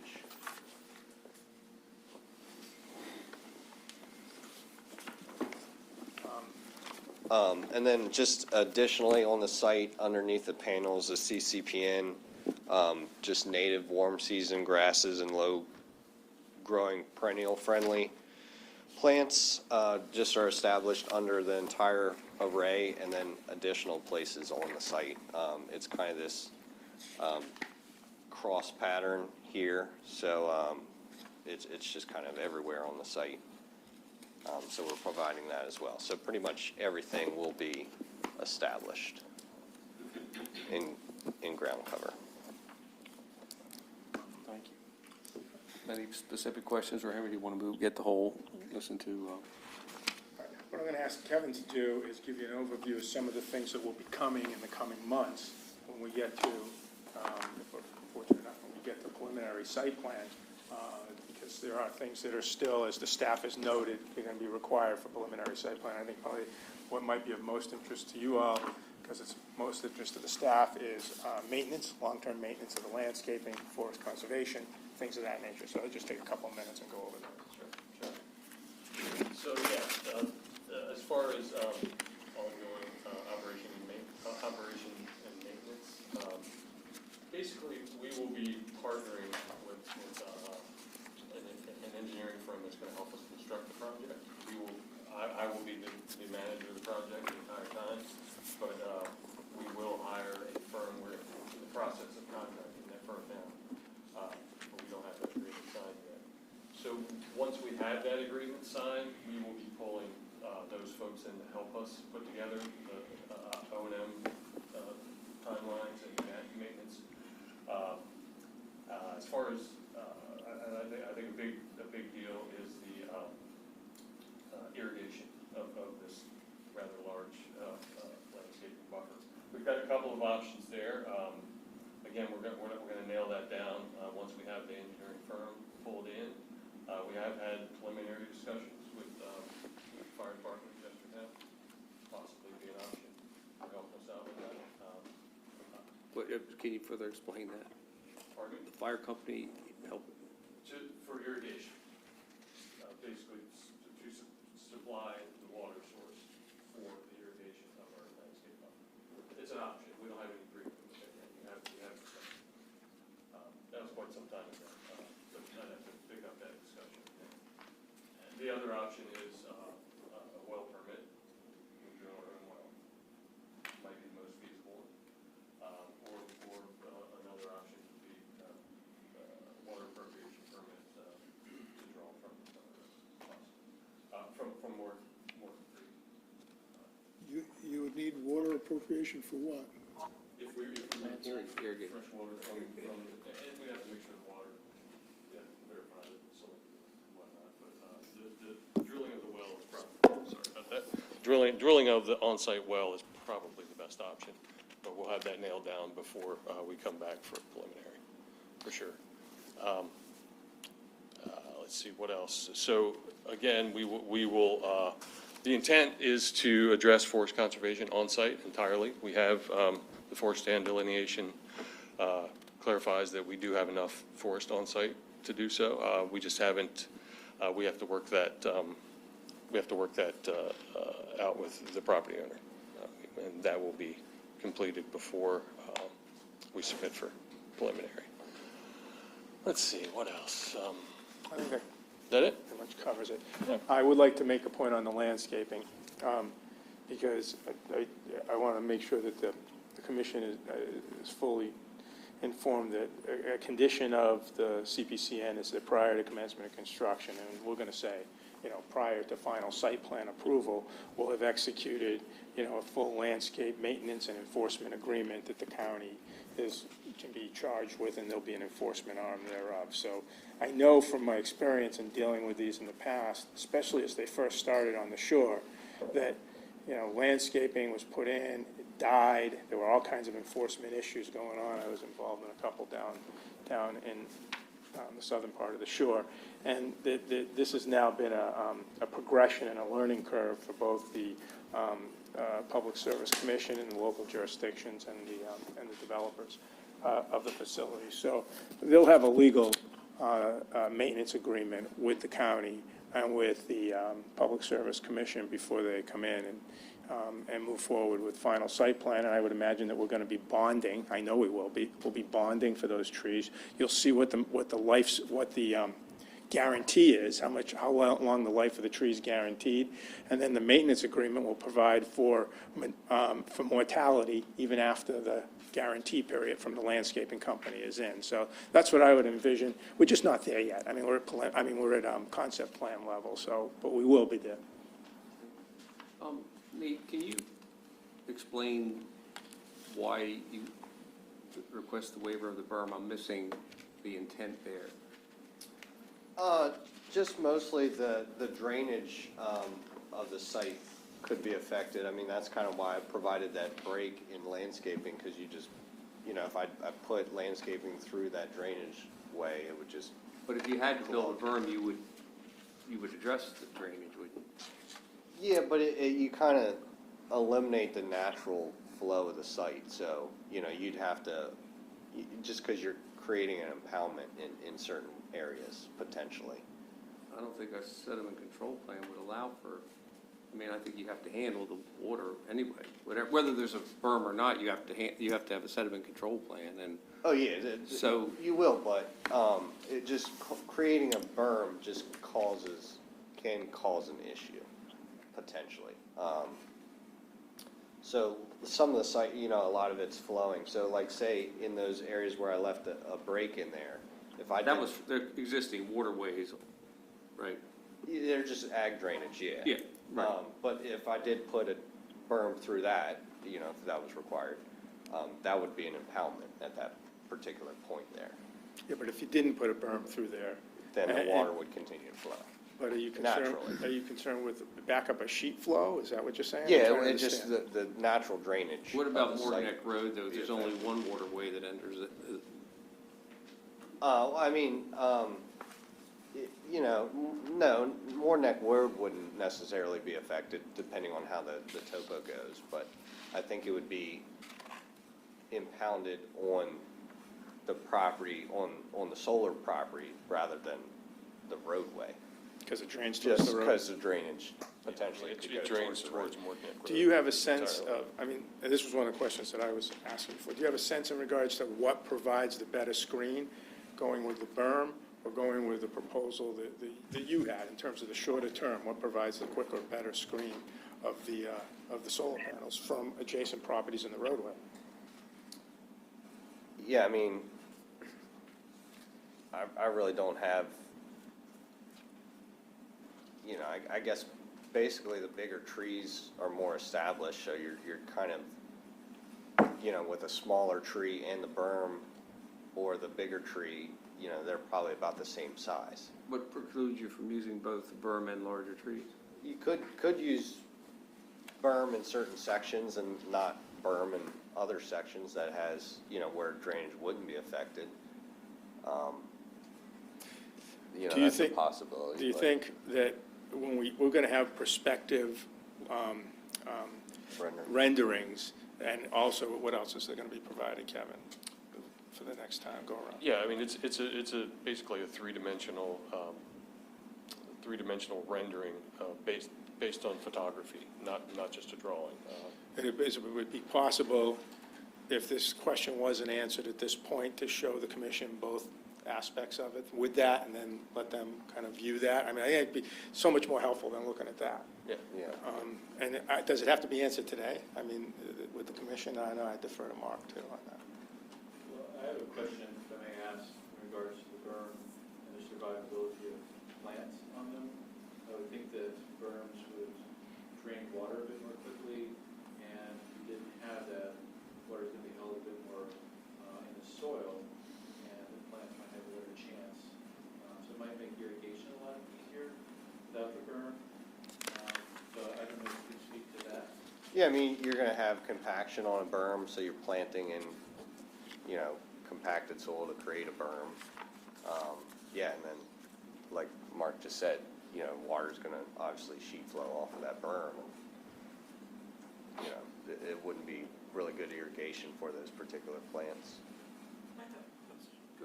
What was the purpose of the berm in the first place? It's an option, well, it's not really an It's in the code. option, it's It's in our just, code. it's in the code that you either have a berm, and if you don't have a berm, it's a waiver for the berm, but it's almost like it's an option, but it's really a waiver, I It's guess. just, it requires an up caliper of tree. Yeah, it's just a We larger don't use the berm. caliper tree. It's discretionary. It says that you'll either provide a berm, or you may get a waiver, presumably from the planning commission, because that's who's reviewing it and approving it, if you do these four other things. And it all involves additional plantings with larger trees and so on and so forth.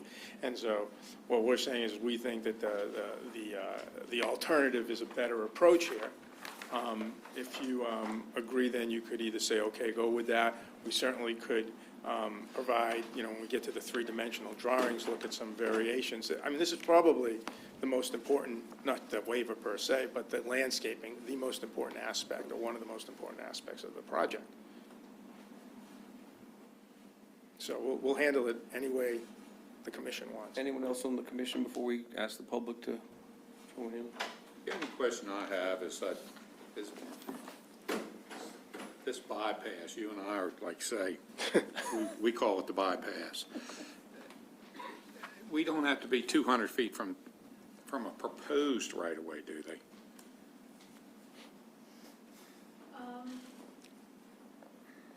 No. Okay. I mean, we've been talking about this thing for 40 years. But we're talking about 30 years on this thing. Understood, And understood. on our golf course, buddy, we're probably on about the 14th hole. That's right. I was going to go with a little long, well, maybe you just a couple holes in front of me. Lucky. I feel like the 16th. That was my question. So if you, okay, so Did you get your answers? Yeah.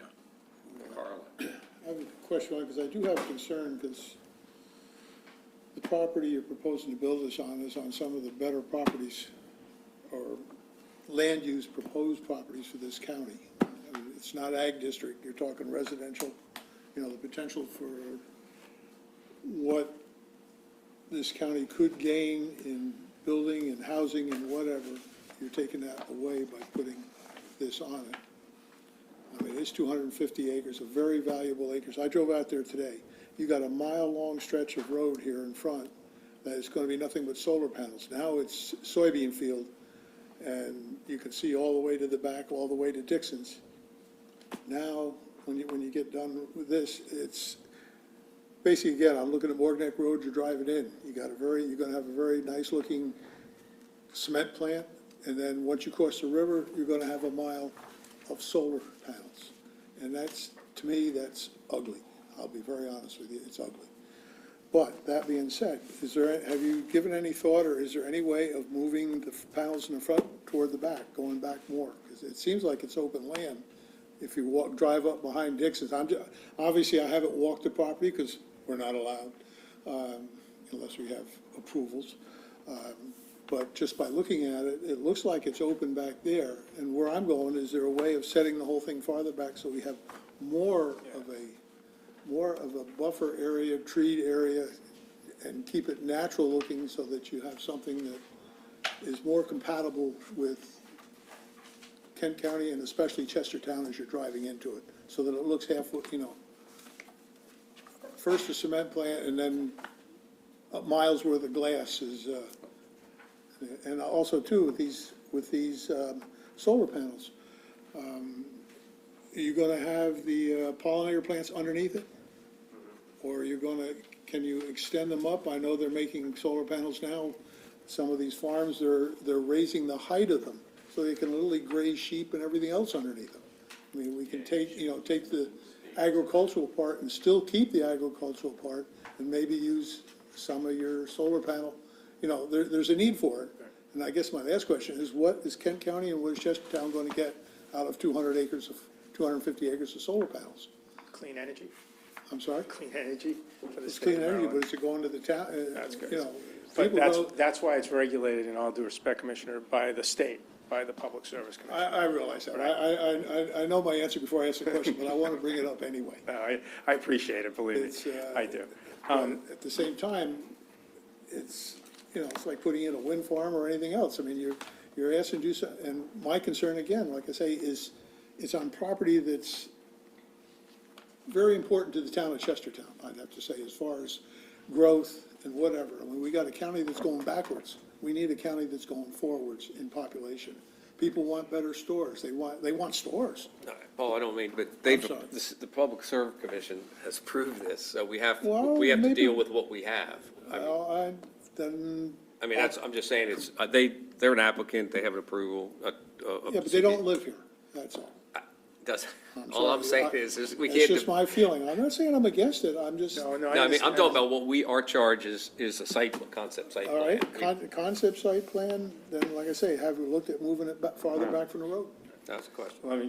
I'll take, there were a few questions in there, so I'll answer a little bit, and then I'll defer to either Kevin or Nate on the remainder.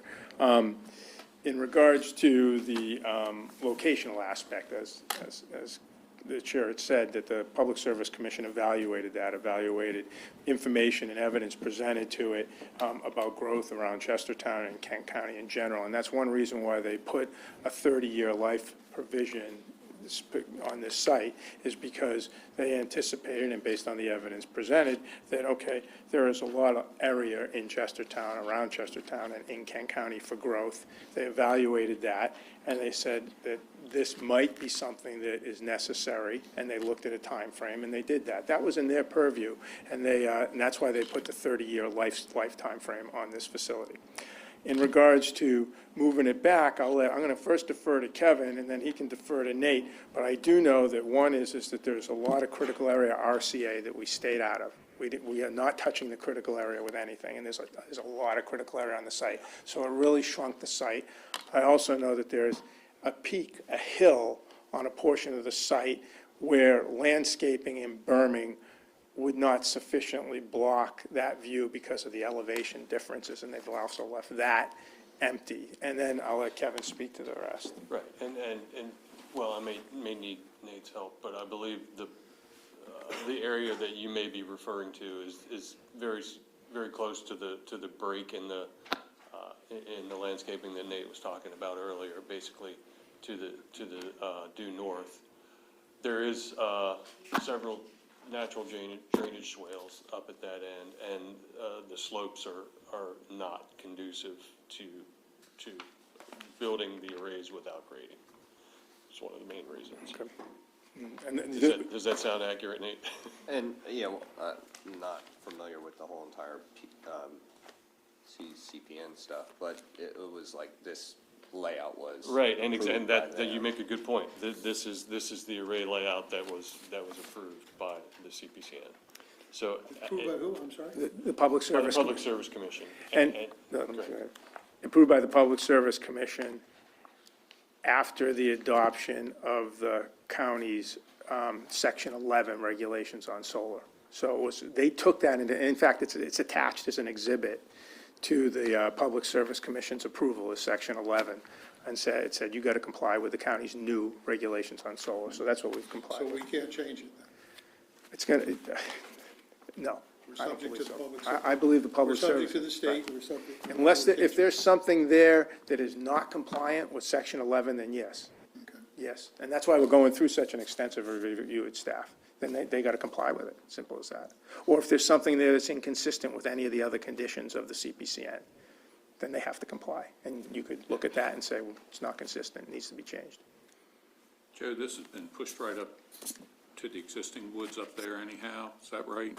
Up in the north? Yeah, that top array is, kind of tucked into a woods line. Kevin, talk about the sheep. Yeah, yeah. So basically, as a company, Urban Grid, I mean, we're the, Morgnick Solar is a subsidiary of the company I work for, Urban Grid. And as a company, we recently have a new CEO that comes from a larger solar company. And we will be grazing sheep on every one of our projects in some form or another. You'll be sorry, I'm a little hard of hearing, I'll be. The intent is for not only this project, but all of our other Urban Grid projects to take care of, take advantage of sheep grazing to some extent. It's not free range.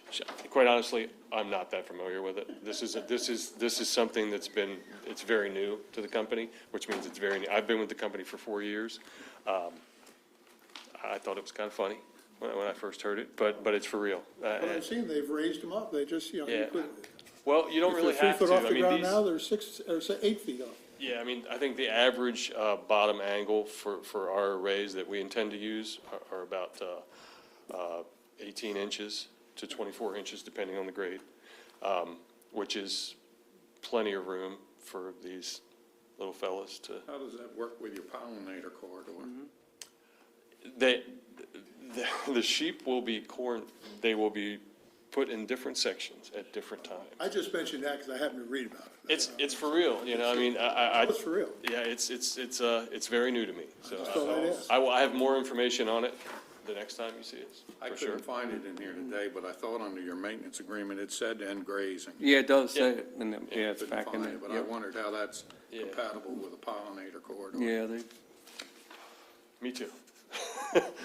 but it is, it will be incorporated to some extent. It's just natural mowing, that's all it is. Indeed it is, but typically you don't want your pollinators to be mowed. So that's, so we will have that figured out if indeed that ends up being the track that we go down. And you said rotation too. so Yeah, I it's mean, not like it's not like, they're gonna constantly. to my understanding, basically we will hire someone that does this for a living and owns the sheep. We will not own the sheep. The sheep will show up in a truck. Sheep, goats, I mean, it's the same reason they use goats. They will eat their fill and then they will get back on. the Okay, truck. I think All right. we, Getting off the let's subject. let the public have any comments. Do we have anyone in the audience who would like to speak to this application? Can you step forward? Can you, Yep, do you want you to? may not want to leave too far, Yeah, why but don't you go ahead and step over there? just so we Stay can there. And you- speak wherever that mic is. I don't know where it is now. Actually, it'd be easier for me. Janet Christensen, Lewis Millington, so I can see the screen here. Can you hear me okay? I think a couple of things that came up here is, under our current land use ordinance, one of the most important things is, in lieu of a berm, the landscaping plan is deemed to screen elevations of the site adequately in 2 years.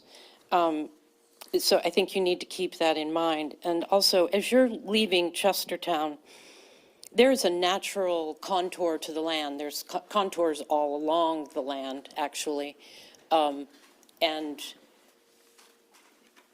you'll see it comes up and comes down, so it has kind of a natural undulation. And I will disagree with Mark. You can put in creative berms. They don't have to be continuous berms, but you can put in berms. And if you irrigate them, which should be mandatory that they put in a well and put in irrigation, and I will show you why as when my video starts up here. And I would suggest that they don't get a waiver for the berm. But in this particular photograph, if you look all the way to the end, there's a home. First of all, you can see that there's a rise to the land. This is looking at the property. Don't start it yet. Just wait a second. I just want to talk. Can you stop it? Yeah. Can you pause it? Could you pause it? Oh, good. Okay. So you see that there's a slope to the land. You see that house over there. In their drawings, they showed the house and they showed the garage, but they didn't show that the living area for that particular home sits up a couple of stories and overlooks this site, and that their landscaping that they're proposing would have little or no impact for many years on that particular house. And also, when you're leaving Chestertown, you hit that, there's a ridge on your left-hand side so that you don't really see that. But then as you go further out and the land drops down again, and you can look across that field. But the biggest view is coming into Chestertown because of that elevation. After you come off the bridge, you can see all the way up there, and their landscaping is not going to have an impact on that. Okay, I'm going to show you this video that I put together so you can see some of the reasons why a berm should be required, and also irrigation. You can go ahead.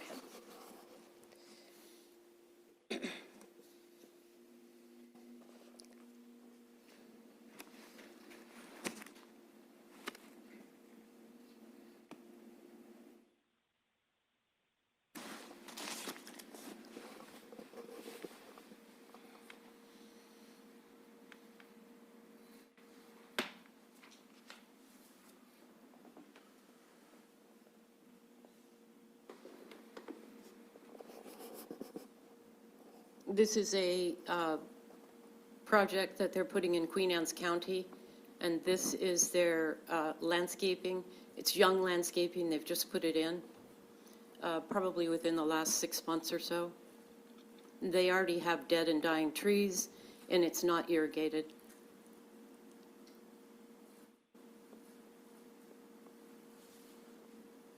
And most of their a lot of their trees are planted sideways.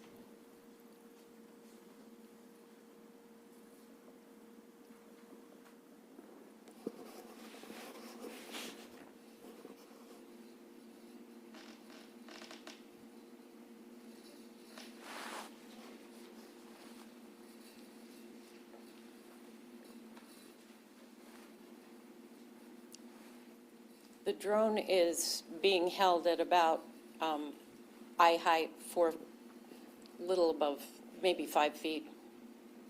And that's from the road.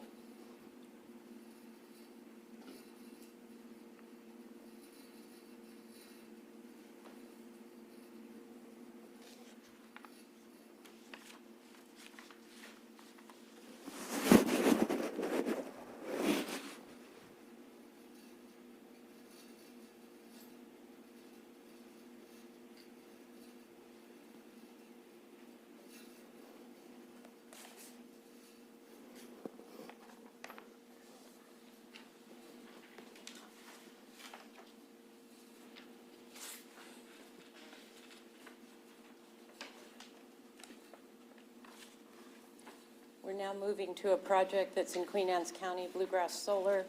This is a view from Bowers Road.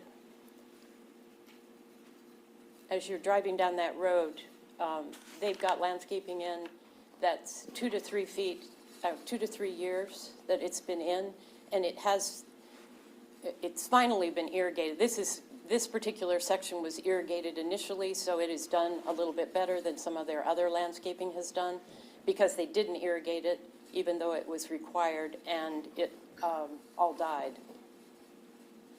But you can see that at a height of 4.5 feet, the solar panels are incredibly visible.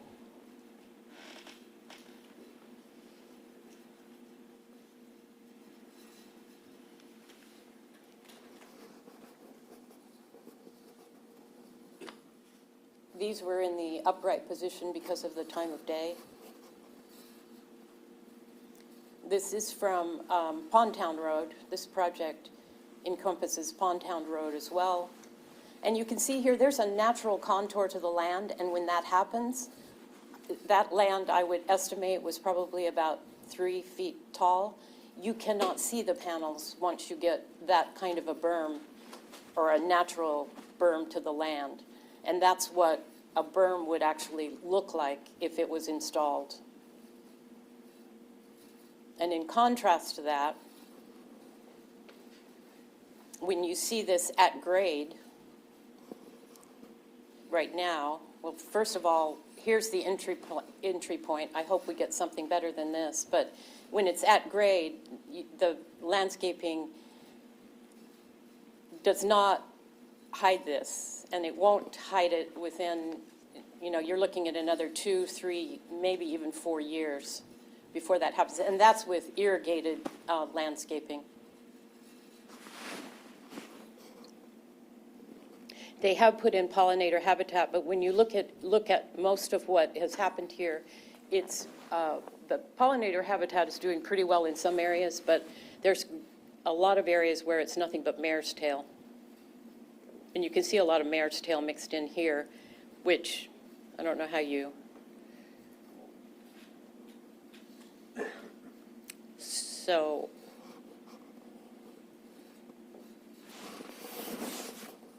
that's it. That's all there is. And I would also encourage you to look at the landscaping plans, the site plan approval that you did for Blue Star Solar in Massey. And I would encourage you to go look at that particular site, because it has basically no landscaping at all. Even though you put in requests for it, there has been no oversight by the planning department to make sure that it was followed.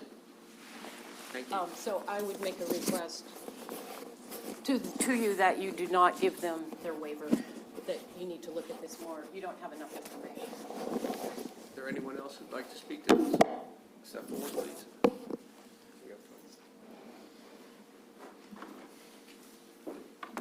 State your name and representative. Doug West from Quaker Neck. Go ahead. How's that? I would just say, I know you all's hands are tied with this project, that it's going to move forward, but that before you give them a waiver on this berm, that they get the stormwater management ironed out, that the irrigation is figured out first. And also a question for you, it mentioned that no topsoil was going to be removed from the site. And what I saw in the site in Queen Anne's County, they took all the topsoil off the ground and piled it up, which was incredibly, the erosion was unbelievable from that. Is that something that's going to happen on this site? So is the removal moving it, or is it? So that's a question for you all to address. So just trying to think of things before you say, yes, you don't need a berm, maybe hold off on that to get those answers. Thank you very much. Is there anyone else, sir?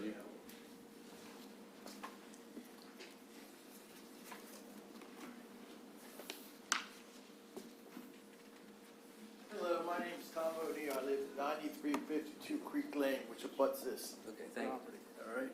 And I just had a couple questions.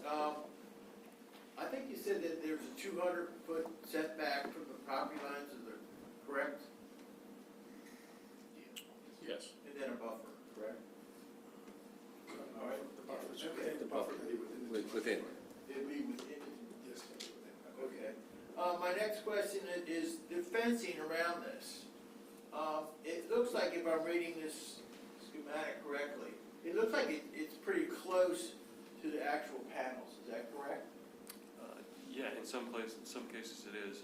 In certain areas, there will be an internal travel road, which is 16. All right. My question then is, since I live there, I mean, all this land here is being farmed currently. Do you guys have any control over what I mentioned a farm, I guess it's the Clarks, I think.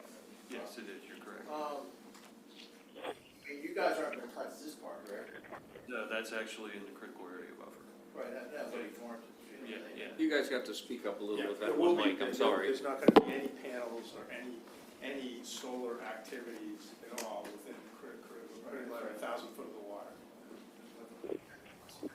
Thank you, sir. Is there anyone else? Like, step forward, please. Hi, my name is Sally Shea. I live at 9315 Maidenmont Farm Lane, down the road. I just actually have a question, and I'm probably is the ratio of proposed landscaping to the top height of the rotating panels. If the set is 18 to 24 inches from the bottom, like this. This is the planning commission. As it rotates during the day. Okay.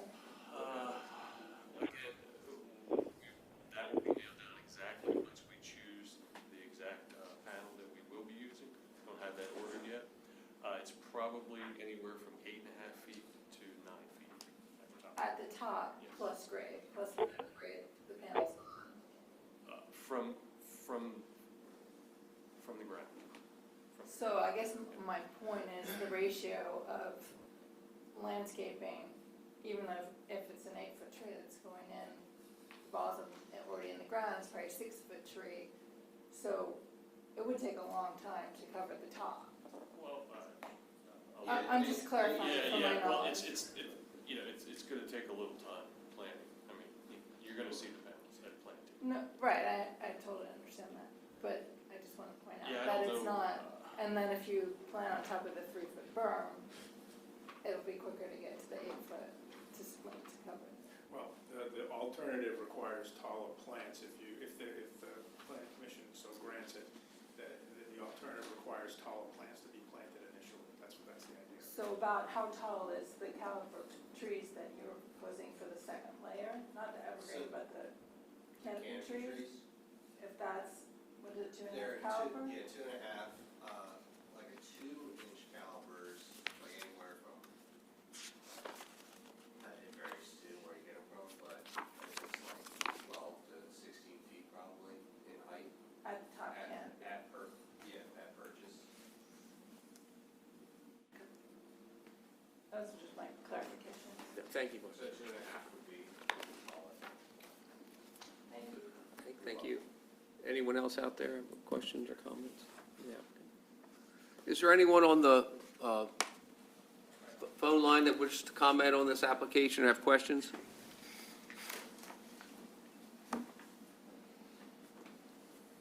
Okay, hearing none, what are your thoughts up here as a commissioner? Well, back to the berm. So I'm straight. If we don't do a berm, we're putting in 8-foot tall trees, correct? Evergreens. 2 rows, and if you did a berm, they don't have, how high would that tree have to be? I didn't look, Carl might now. 6, yeah. Evergreen as well, or no evergreen? Evergreen as well. Okay. So, And then canopy trees were 2. yeah, Understory was 1 inch. But they sell them in nurseries at like 2.5 to 3. I, 3 to 3.5, so it's, I think 2 to 2.5, such kind of stuff. Did you, in the approval, they recommended there was about a $75,000 payment to the county for enhancements to the project. Have you considered building in to your landscape enhancement of a bike trail or walking trail, and how that would affect the berms, and more of a natural impact than a berm doesn't have to be a wall? No, it doesn't. Yeah, it could be. And we don't mind that you put bigger trees either. I mean, we don't have a minimum. We have that opportunity is out there. Right. For due consideration to the county. You read, Joe raised the order. We do have that provision in for some type of the public amenity on site, or, that was one of the things we talked about during our public participation meeting, to get some ideas, and they have to iron that out sooner rather than later. But I was going to offer this, Commission, you all have a lot of questions about it. I certainly think we can provide you more information if it's not something that staff thinks needs to be decided today, one way or another, thumbs up or down. We're coming back for preliminary, and we'll have more, we'll have some additional drawings, we'll have perspectives, and Nate can look at it. Well, there's some areas from the comment that the very first speaker made that maybe a berm would be beneficial and provide a better screen, and some areas where it's just not needed, like, running a berm all the way up to Chestertown bypass area seems to me to be, create a whole lot of grading, having to bring a ton of soil onto the site, because, we're not mass grading the site, and it would make no sense, but there may be some places along the frontage where it does make sense. So this is only concept, so Yeah, we're really. going to go back and look at that and come back to you all and talk about that in more detail. my feeling is the less earth disturbance, the better. And if you're going to put a berm in an area that's going to require a lot of earth moving, to get rid of water that would sheet flow to a ditch out there anyhow, that's my only concern, when, unfortunately, you're paying for past sins. We haven't had a solar array put in this county yet that has been anything that anyone would like to take your grandkids out and say, hey, look at that, And the one over that Mrs. Lewis showed over there in Queen Anne's County, that was horrendous, the earth that was moved over there. But I don't think they had anything near a Section 11 in Queen Anne's County that we No, have. the first one was, I think, under the updated code in Queen Anne's County, but, nothing's been built out there yet, and they'll come in and they'll enforce it, I'm sure. But the other one was a complete enforcement issue for a couple of years. But, that's, like I say, I like to keep the earth moving to a minimal. Well, I think you heard, I think there's a good question about topsoil removal. I don't know if that's defined, that we don't want to see stockpiles and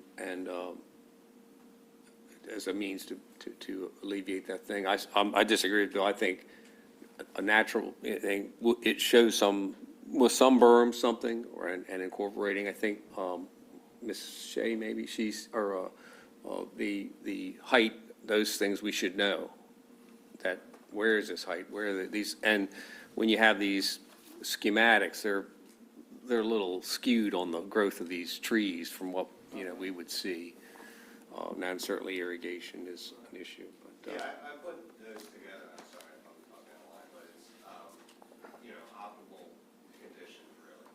So I just took the average growth of those trees and then did a 5-10, 0, 5-10. So.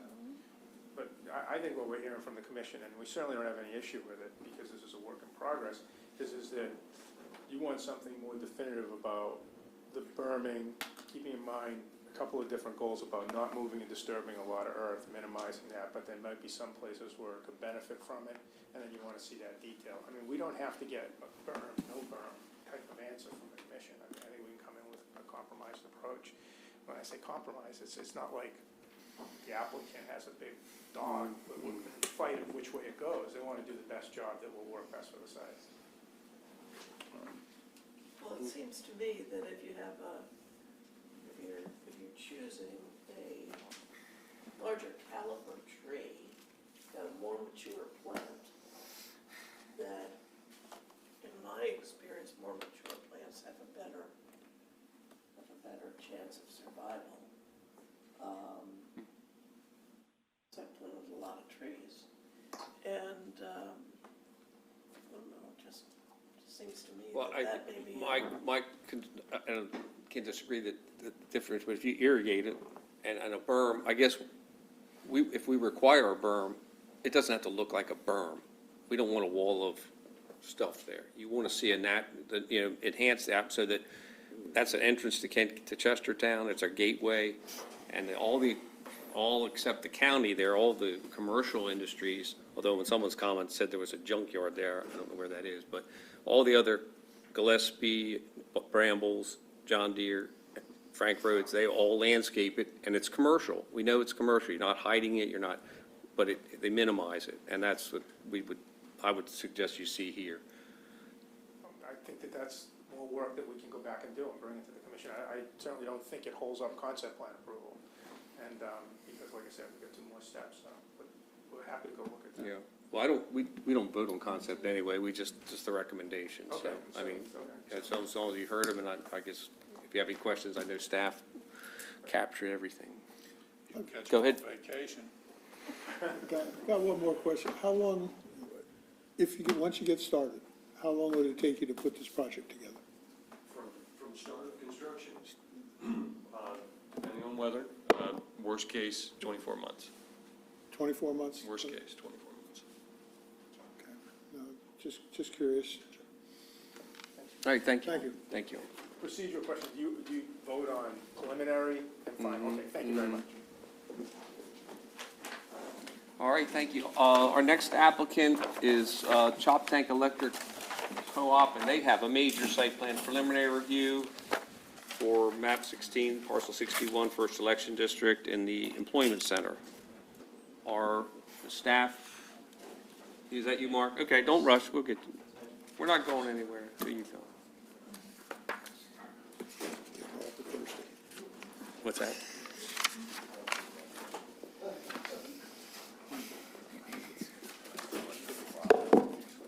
It's time to bring in the Jack Daniels. All right, Mark, what can you tell us about the application? Yes, the applicants were here before for concept site plan review, received some commentary, and are now here for a preliminary site plan review. We are all present online. Oh, yeah, I'm sorry. Well, after staff report, I'll get your names and for the record. Thank you, sir. Yeah, I believe there's folks representing the applicants that would be joining us.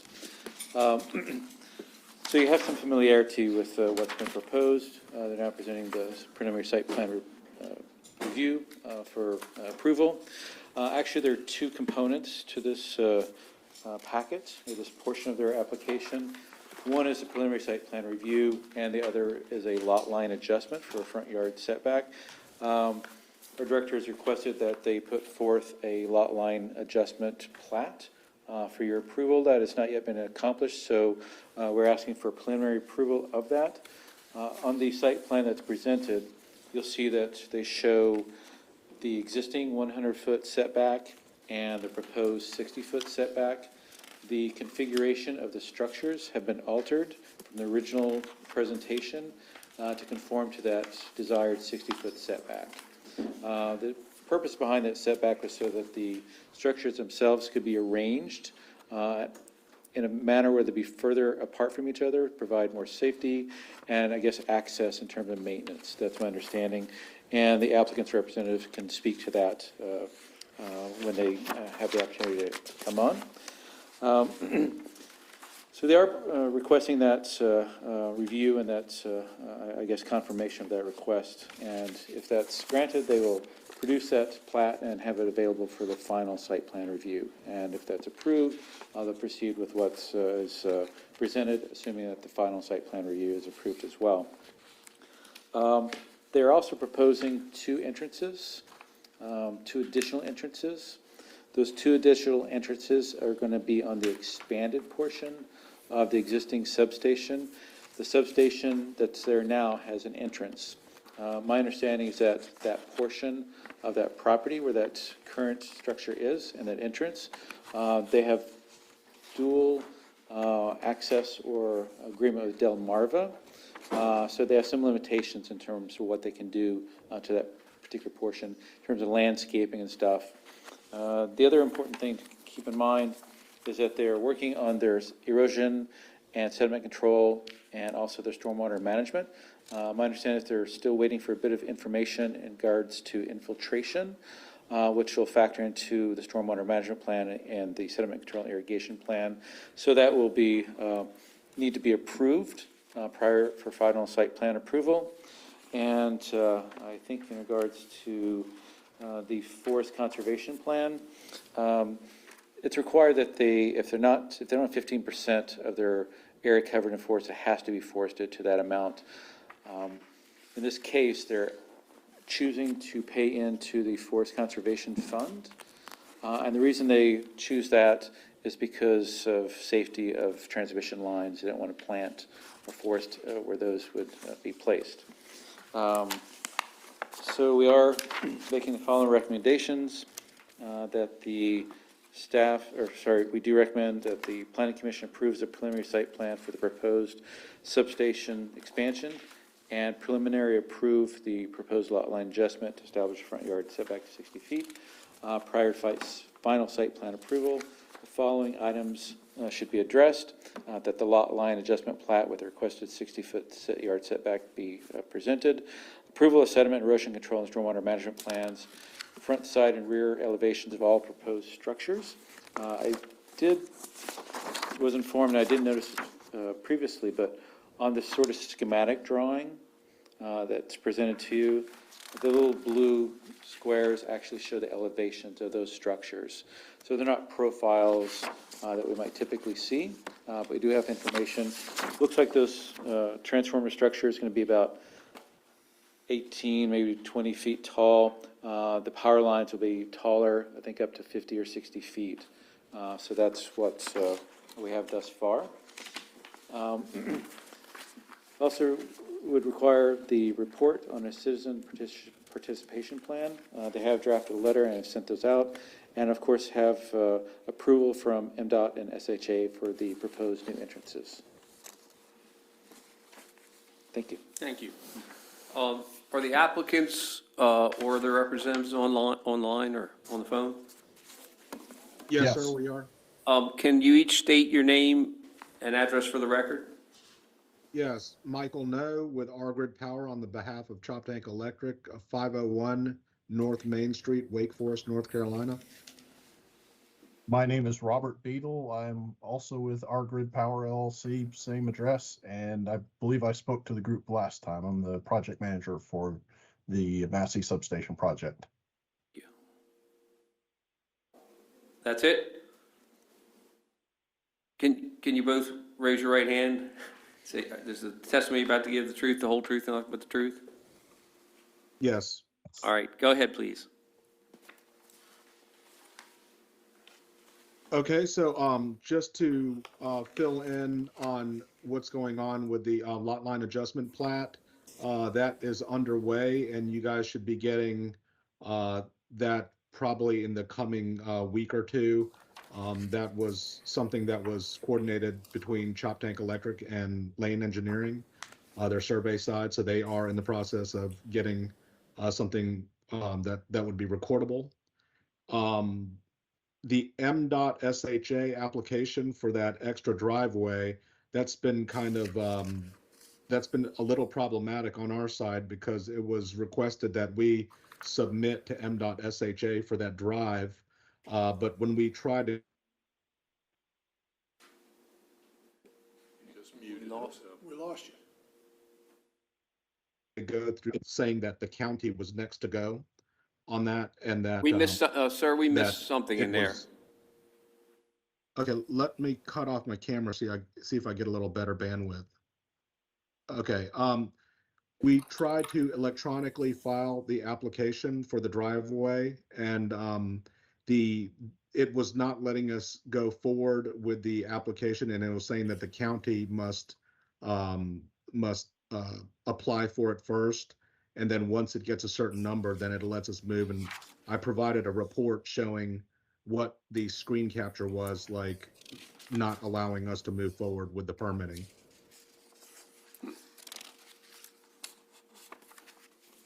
Okay, thank you. And I'll just add a number of the statements earlier are correct. There are, as far as the heights on things, we are subject to the National Electric Safety Codes. So there are minimum heights of things that have to be there and minimum clearances from equipment. So that's driving some of the layout in the station. And then in addition to that, there's engineering requirements. If you think about like a guitar string or something pulled really tight, we have to think about sag under peak conditions so that even if the wires sag, you're still meeting all the required clearances. So that's all that put together, plus, safe margin for operating personnel is driving a lot of where things are located and how much distance apart they are.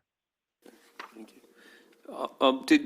Did you take the staff's recommendation about the Leland Cypress?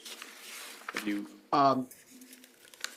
Yes, I talked to Campbell yesterday, and we discussed using the native species. So we will be looking into that and exchanging out the Leland cypress for a suitable native screening vegetation for the front. We have just used Leyland cypress. It's such a typical substation type screening vegetation. So that's why that was initially used as the screening vegetation. Thank you.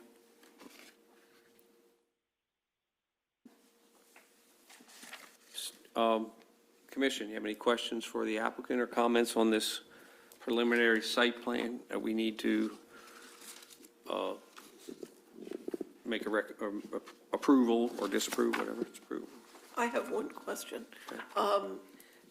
The summary of the staff report says you're converting from a transmission breaker system station to an electric step-down station to reduce voltage to provide power delivery to members of the Choptank Electric Cooperative. Does this conversion result in delivery of less expensive service to your members? It's a more efficient conversion. I can't speak to the rates because we don't do rate studies for Choptank. We just do engineering analysis. Obviously, a station will cost money, but it will distribute power in a more efficient fashion to the members of Choptank. So it's as part of serving load and an ongoing reliability that this upgrade is needed. Okay. I didn't ask, is there anyone in the audience that would like to comment on this? I'm just here on behalf of Choptank. Oh, okay, thank you. Watching proceedings. Thank you. And anyone, no, that's all that's online. Okay, any other questions for? Just want to go over again, because I guess either I didn't hear it or I missed it or didn't understand it, but you have the three entrances. If you kept the two that are farthest apart and didn't have the one in the middle, would that still work the same? I mean, what is the, because the one in the middle is close to what is on the drawing. And if you're trying to take a big truck in there, even turning radius, you're running into things. And that whole area, the whole area is stone, right? It's not paved, but it's gonna have stone down. I don't understand why they can't come in one end, go out the other. I understand the reason for larger equipment, but I just don't see larger equipment coming in that center entrance. You'll probably still have a line truck coming in there. One of the challenges is working with Delmarva and the fact that their right-of-way is over part of that station. What they would want to do is be able to come in, the Choptank staff, and just do service on their kind of equipment and low side, and just with the way the equipment moves and comes in, having that additional entrance would be easier for them. I would also like to add that during the construction of the station and delivery of the substation transformer, and also perhaps future maintenance, if something were to go down and they were to need to replace that power transformer, that would come in on a semi truck on a 53-foot lowboy, and that would be in conjunction with the mobilization of a wheeled crane at the same time.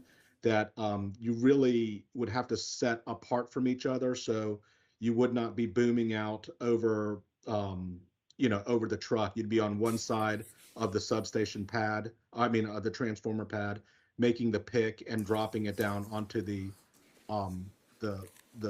concrete pad. And also in the event that you had a catastrophic failure and you needed to bring in an emergency mobile transformer that's kind of permanently mounted on a 53-foot lowboy, that would have to be backed into the station and jumpered up to the overhead wires toward the rear of the site.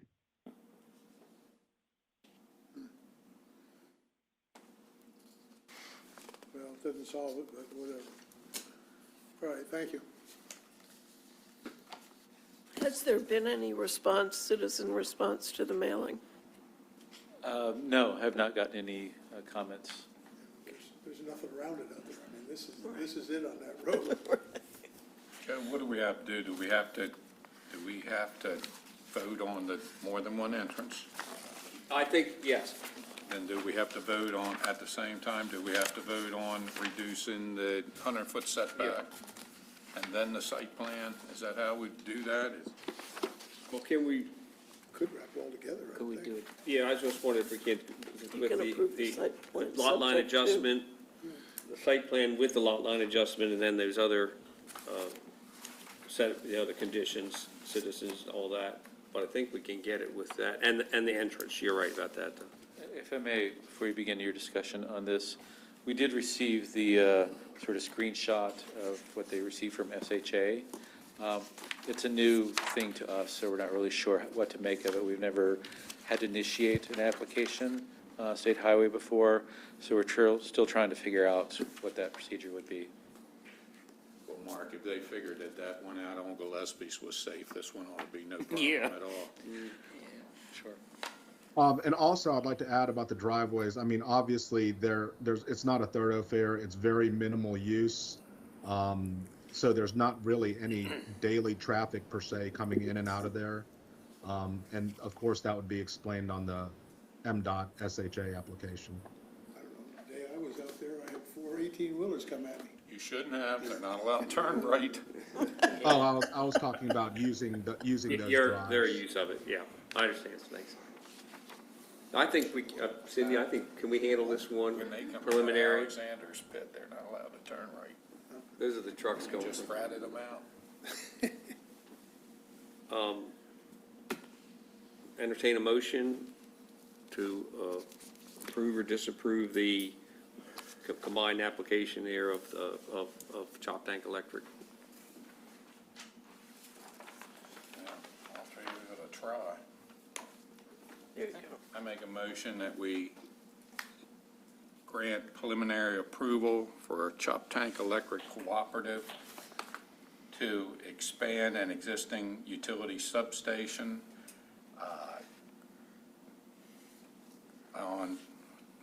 doesn't have an address, does it? 12305 Massey Road. 12305 Massey Road. I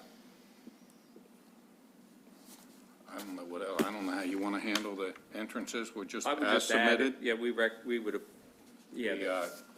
We recommend approval of the Plaque. more than one entrance, the reduction of the 100-foot setback, and the preliminary approval of the lot line adjustment. And final will be subject to those other conditions, yeah. And final will be subject to a tree that's acceptable to planning and zoning. Yes, thank And, you for that, Bill. Sediment control, all that. and submission and approval of a lot line adjustment plat. think that's good enough. I can't find half the stuff in this bag. And the citizens' participation, MDOT approval, sediment control. As a lot line adjustment plat with the requested 60-foot front setback be submitted, approval of a sediment and erosion control and stormwater management plan, front, side, and rear elevation of all proposed structures, that the citizen participation plan report be submitted, and MDOT SHA approval of the proposed new entrances. Thank you, Bill. Any second to that? Second. Second, any discussion? Call the question. Paul? Aye. Bill? Aye. Paula? Aye. Ray? Aye. And I'll vote with the affirmative. So thank you all. I appreciate that. Appreciate the native species. Thank you for your time. All right, Thank you very much. thank you. We're back to staff now. A topic we all love, Carla. So you gentlemen are good unless you want to stay and watch us. Yeah. Thank you, thank you. It's not in my zoning ordinance, it's something that was amended.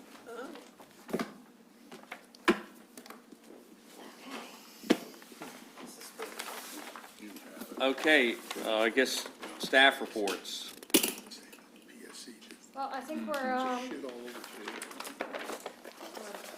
general discussion. 50 houses out there, look at the economic development that would have been.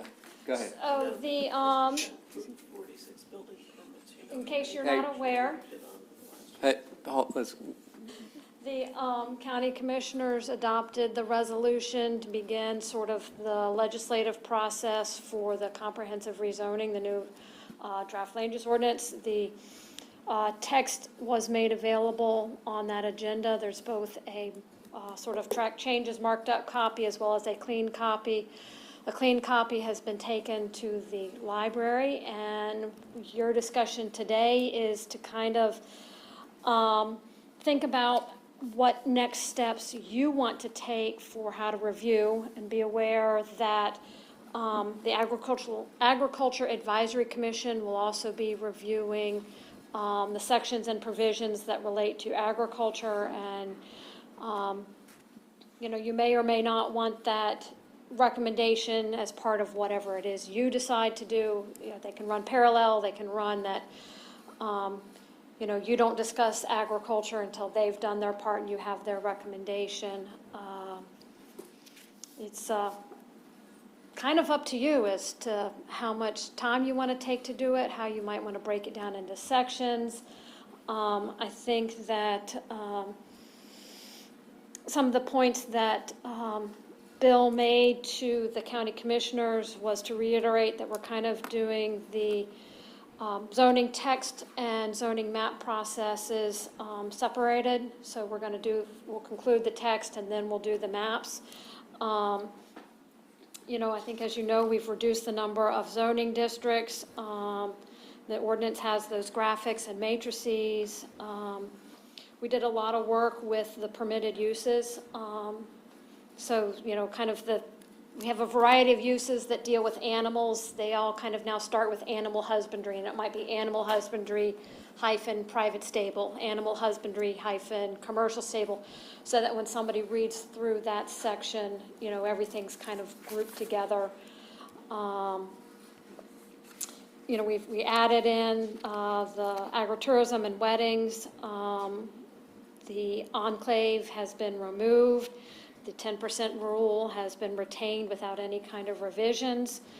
At the request of John Price, the restaurants with drive-through facilities on the Route 301 corridor has been added to the employment center district. I think that was sort of a change that has happened since the last time you reviewed any of those recommendations. We've added in another adaptive reuse in the AZD that will address sort of churches that are no longer being used, or other commercial buildings such as the old animal shelter that are on smaller parcels in AZD that somebody might want to reuse for some type of commercial use that isn't actually permitted, so we're trying to allow those properties to have a more viable use as opposed to coming to you with a text amendment every time somebody wants to propose a change there. I think another provision that hasn't been reviewed previously was that daycare centers at houses of worship will be allowed without a special exception if it's going into an existing building. We've tried to really streamline the processes as had been requested. Village master plans are no longer referenced. We're adding in some emergency provisions that provide for emergency authorizations to unforeseen contingencies. Parking regulations have been sort of consolidated into one section as opposed to how they were spread out through the ordinance.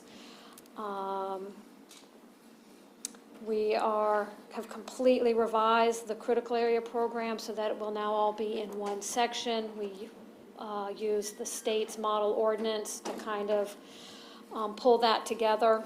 And of course, that does require approval by the Critical Area Commission. Forest conservation, specific text amendments that had been proposed by the public have been incorporated related to increasing fees, increasing maintenance periods, and increasing the length of time we can hold sureties. I think that covers a whole lot of it. And I think we're just sort of ready for however you would like to proceed with reviewing through this, now that we have a complete document. And just so you know, Bill did do a word comparison, and the new... Words less. No, it has 44% fewer words than the previous ordinance. So if you were to look at the copies that are available, it might be almost as many pages, but that's because we've kind of changed a whole lot of the layout. There's a lot more white space at the moment, so. Still 500 pages then? I think it's 370 some. You know, Carla, I know it's a little late in the game for this, but I think that we ought to contact the commissioners and ask for a moratorium on text amendments until we are completely done with this zoning update and now the maps. Because I can see them really piling in here when they see these maps are going to be revised and stuff like that, wanting text amendments and stuff on their properties as it's zoned now. I mean, if we took off the text amendments that you've been processing since this process started, I think it would have gone a lot faster. This board has really been taking up an awful lot of time, which is the staff, my goodness, I don't know how much time they haven't, invested in these text amendments that have been coming through here. But there's been quite a lot of them since this process started with the zoning update. And I really do. I think that, we ought to say something, ask the commissioners if they would consider that. Is that something that needs to be done as like a formal motion? I think we should do it formally. We just. I think you should. That's what we're supposed, that's what. Formal request. Can we do that now, or Is do that you a have to do yeah. it during a public?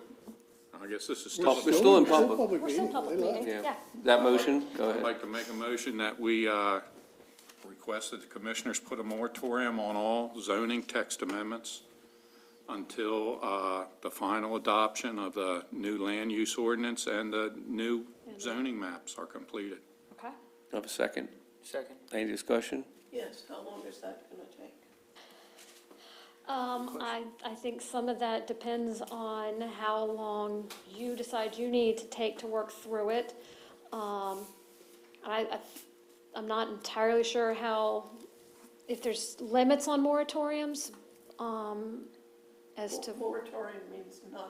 I know that, but sometimes it's kind of like, I don't think you can have an indefinite moratorium. I think it has to be a specific period of time. Most counties put it in as soon as they start to do the new zoning. Right, but They stop all amendments. I think they still initiate it with a specified amount of time, and then they can kind of redo it if they need to. I'm looking at, Not sure, I'd have to look into that, so. okay. I don't know, We right? can always, you know. Well, then yeah. and that we have council determine a time frame. Experience I've had is 4 or 5 months. I would coordinate with the county attorney on that. So, I mean, it's ultimately an action of the commissioners. so- right. And maybe that might be where we start, is that we kind of prepare a letter that says you all made this motion to have a recommendation for that, and then the commissioners can decide if they want their attorney to further review and, prepare some sort of resolution, because it would have to be done through a process of, probably But you're- with public hearings But and you reviews. still have a motion to a moratorium until it's done. Now, that question, we'd like it sooner than later, but they can always say, put a time limit themselves or say no. Well, my motion stays as it is till We it's had, done. we had a second, and any further discussion? Well, I'm just uncomfortable taking that approach, because if it does take 5 months or 6 months until this comes, who knows what's gonna come before the commissioners that might require and necessitate a text amendment. So I'm uncomfortable asking them to do something like that. I'm not. Yeah, they'll decide. I'll second it. Some Or jurisdictions. Ray, did you second it? Yeah, Limit their these are- text Great. amendments to a If certain they're- time of year. I'll call for the question. Paul? Aye. Bill? Aye. Paul? Nay? Aye. Aye, and I'll vote aye. I think Queen Anne's County only takes them a couple times a year. Ties up so much time. We've had one little simple one in here twice now and still haven't made a decision on it. With the agricultural committee, what would be the benefit of us deciding things before they were to vote on that? Or you mean The review. Yeah, your review? your that- first question you posed about the, That because they are looking at a very specific focused aspect of the changes, that the expectation is that their experience in that would hold well, I guess. more weight than just your review and experience, and so that if they want to recommend changes, then you may want to be able to then evaluate those based on what you're doing. And if you do make change, if you are going to recommend changes to the agricultural sections, then we would probably have to also take those changes back to them. But if they've done their review, made their recommendation, then you can then, even if you don't follow their recommendation, I don't think we would have any additional review with them. How do you envision our review as part of a regular planning commission meeting, or is it, how is that normally done? I can't remember the last time how it worked. You're making me think back an awful long way. I should remember too, Carl. I think the process the last time was completely different. Yeah. And when it finally went to the county commissioners, it went as a completed document. Now, it was remanded back to the planning commission by the county commissioners to review a couple of very specific things. And then it did take some time from that before it went back for another vote. I think you could potentially decide to break it into sort of sections, like you want to, at one meeting, you're going to look at the standards and uses in the zoning districts. At another meeting, you want to look at the processes. So there could be, at the third meeting, maybe, if you want to take 3 meetings, you want to look at sort of the parts of the ordinance that were mandated to include. We have made a few changes there. That should be a really easy review, since there's not a lot we can do. Do you have to open that up to public discussion again, or is it just? They can come and observe. but- They can come and observe, that you can ask them for comments. Certainly, I think you might want to say, you know, at the end of a meeting, see if anybody wants to comment on whatever discussion they heard is probably a good way to proceed. So You we can, can't do it as a work session, just, you could set up, say you want to do it as a special meeting, and so long as you pick a time that you well, I all think agree that on to and me, we I mean, advertise. I think that Paul's concern, I think time is you know, we've been at this a long time, and if we have an agenda that we knew was gonna end at 3 every time, in the next couple months, we could say, we're gonna put that agree. on and take section, and we'll see how it goes, but I'd hate if we need a special meeting just to finish it up, so we don't hold this whole process up. Right. No, you are allowed to call special meetings that would be focused on this, and we would, I believe, have to advertise that since it's not Right, I at sort of your understand that. standard Maybe, time. and maybe that, I assuming maybe not in You know, and you the can time it would take be in September, could it be done in a special meeting, you know, just to get it out? All at once? Don't know. Well, I assume everyone's gonna have it all read. You bet, you should come prepared. We're not gonna hopefully read it over again. We're gonna say, Dream along with A me. lot's changed. I don't wanna take them, I want, obviously move along. Really, most of the changes have been in sort of how it's organized. And there's, where we've repeated stuff over and over, obviously, we're not doing that this time around. I think if you look at the track changes document, you'll see that the substantive changes are pretty easy to pick out.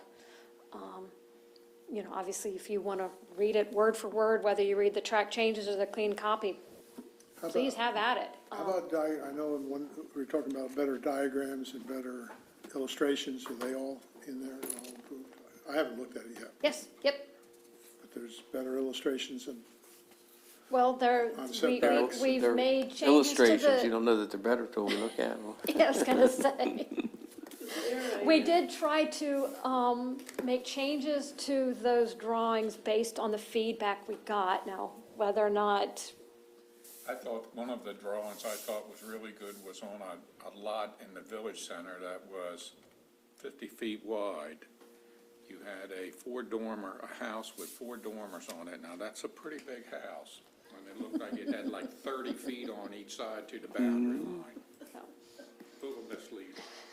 Is there a way that you would break this, you would suggest we break this down in digestible chunks that we could address in special meetings or with a particular agenda? I mean, I think I sort of threw that out, is that, you No, know, I think, like I say, if I knew how long September's agenda, I'd say let's put a section or some elements on and do it at the end and open obviously to the meeting. And then if that's gonna take forever, we may have to look at a special meeting, you know, if it's gonna drag. We're gonna have to look at a special meeting. And I personally would like to have the benefit of what the agricultural committee sees in those sections before we act on it. We'll just hold that to the end. But what if one we thing don't? we might want to consider is putting a limit on time for public comments. Well, I think, to me, comments are one that we're not gonna interact. I mean, I view it more as a work session, if people wanna say something, but we don't have to go, you know, pick back and forth and. Yeah, but some people take liberties. Well, you can set a time limit of 3 minutes. That's already something we have in our bylaws. In your Right. bylaws. But we need to state that. you would state that at the start, yeah. Oh, And you can always accept written yeah. comments. What about going through it, at least initially, by way of the task force recommendations?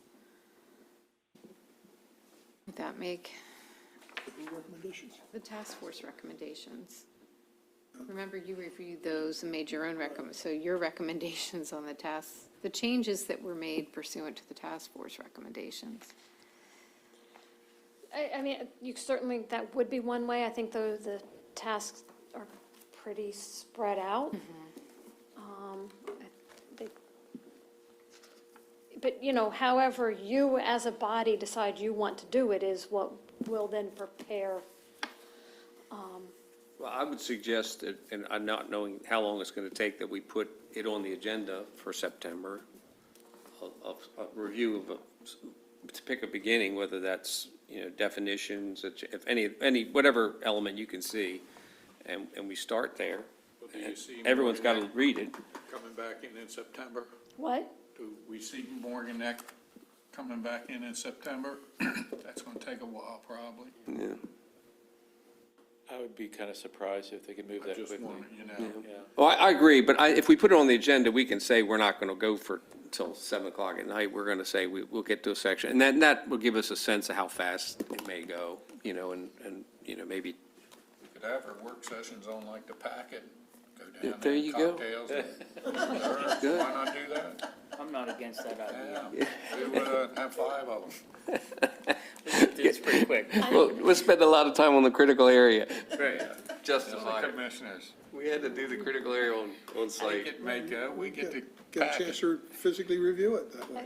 Do you want to do it based on going back through that list of recommendations you made to the commissioners? Do you want to take it in bigger sort of, Only problem I based on would the have table with of that- contents? Yeah, I but the mean- only problem I would have with that, if we're going back through and just specifically look at the recommendations, is that unfortunately is where it would wind up being, and we wouldn't look at the whole, Yeah, we wouldn't look at the whole I'd like to piece. see we'll see the changes and start. to start, and then see how that. I think once you Yeah, get into the right, I think document, it'll we got to drive see it your first, schedule. Yeah.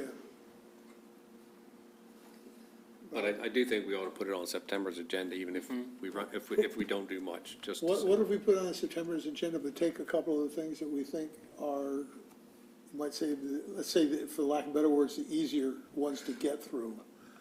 I would say, I haven't had a chance to start looking at it, but I sense it, we should have, as part of this discussion, we can Right. say, we're gonna adjourn the meeting and not say we just didn't have time. I mean, it's Yeah. not, it's our meeting. But if we just pick a few sections, or whatever, so that we can, Well, Joe, you only had Yeah, we get an 146 idea. pages to review for this meeting. Read the math, I can't do the thing. Oh, I gotta my. put in for new suspension in my car, I had to carry the damn thing back. So any other, I mean, if, we need to start sometime, I suggest if we don't Yeah, start absolutely. Absolutely. something. September's fine, and are we starting with the recommendations where you want to see what text we inserted based on, Well, you have the red line one too, right? I'd suggest we, start with, like put the ag will be at the end of this process for us. Let the ag advisory, whatever time they take. And then we just go, start with, critical area, whatever, just pick, move along. I mean, With each zone. Zone, and then, like I say, we can always adjourn when we want. I mean, Right. if the public knows we're talking about it, we may not know what we're getting to, because it's I think if we break it down by zone, it'll be. Biggest hangup appears to me to be the ag committee and what they're gonna say. Would it make sense to have a common meeting? Probably not. I just feel like it would just take longer to get to the same point, I think. I mean, I think one of the easier things that we could start with might be like the sections that deal with the processes. So subdivisions, site plans, special exceptions and variances, just on the mechanism of how you do it. Save the uses for following review by the Ag Advisory Commission. Then there's sort of there's a section, there are sections that deal with sort of the design and environmental standards. There's, I don't have the table and contents in front of me, but I know, then there's like parking and signs are sort of their own standalone sections. So, they're obviously sort of the administrative type procedures are one part of the ordinance to look at definitions. I wouldn't recommend reading through all the definitions. That will definitely put you to sleep because I think there are over 300 of them. So, But there's never the one that you're looking for. and see, we're not going to know that when we read through it. That's why we need the moratorium, just so we can stop the ones that Carla, how long do people, are we right in the ballpark with other counties as far as when they have to have the paperwork submitted to you to come to planning commission? Are we all in that ballpark? Because you guys are like, what, just 2 weeks, isn't it? Yes and no. We have, is it 2 years ago now? We revised sort of that whole technical advisory submission schedule. And so it's actually, I think we are in line with the other counties, but we require all projects to go to the technical advisory committee first. And the deadline for those submissions is the last Wednesday of the month. That meeting is then held 2 weeks later on the second Wednesday of that next month, and then planning commission is approximately 3 weeks after that. I just So- sitting there thinking, they have to submit it 2 weeks. It takes Campbell about a week to get all that stuff together. And I'll be honest with you, I find it hard to have enough time to review these things before they come in here. And this week was particularly tough, because Absolutely. you read through there and it says section 5, subsection B, and you got to get the zoning ordinance out and read that, and then I'm sitting in here saying, well, it's not even allowed, and then, of course, my ordinance isn't up to date, so I see somebody mention section 11. I looked all, couldn't find it, then get online, pull that up, and it sure explained a lot, But it takes a long time, I think, if you're going to do it right, to review some of these. But we've got a lot on them most of the time. I don't know how you get it to us any quicker, because I know it takes a long time to get that stuff together. I mean, Plus, we get them Friday afternoon, and it does ruin a weekend.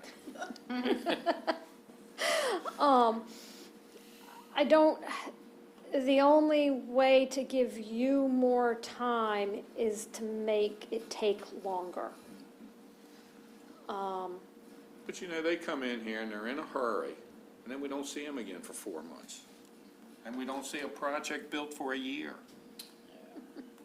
And that, you're wondering what the hell we're fast-tracking things for. The only thing I see fast-tracked that actually ever works is a building permit. So, yeah, I'm not really sure how. We could certainly discuss changing that schedule up again. I'm not sure that we'd have a lot of support to do that if we'd say that we're making it take even longer for projects to get before a board for review. But, I think that's certainly something we can look to see. Well, either that or, you get something like the solar array, and that's all you bring before us that month, Yeah, but then that backs up other people 2 or 3 months, because, there's always stuff kind of coming in. It won't be as much now we get this moratorium in. And maybe there won't be text amendments. Yeah.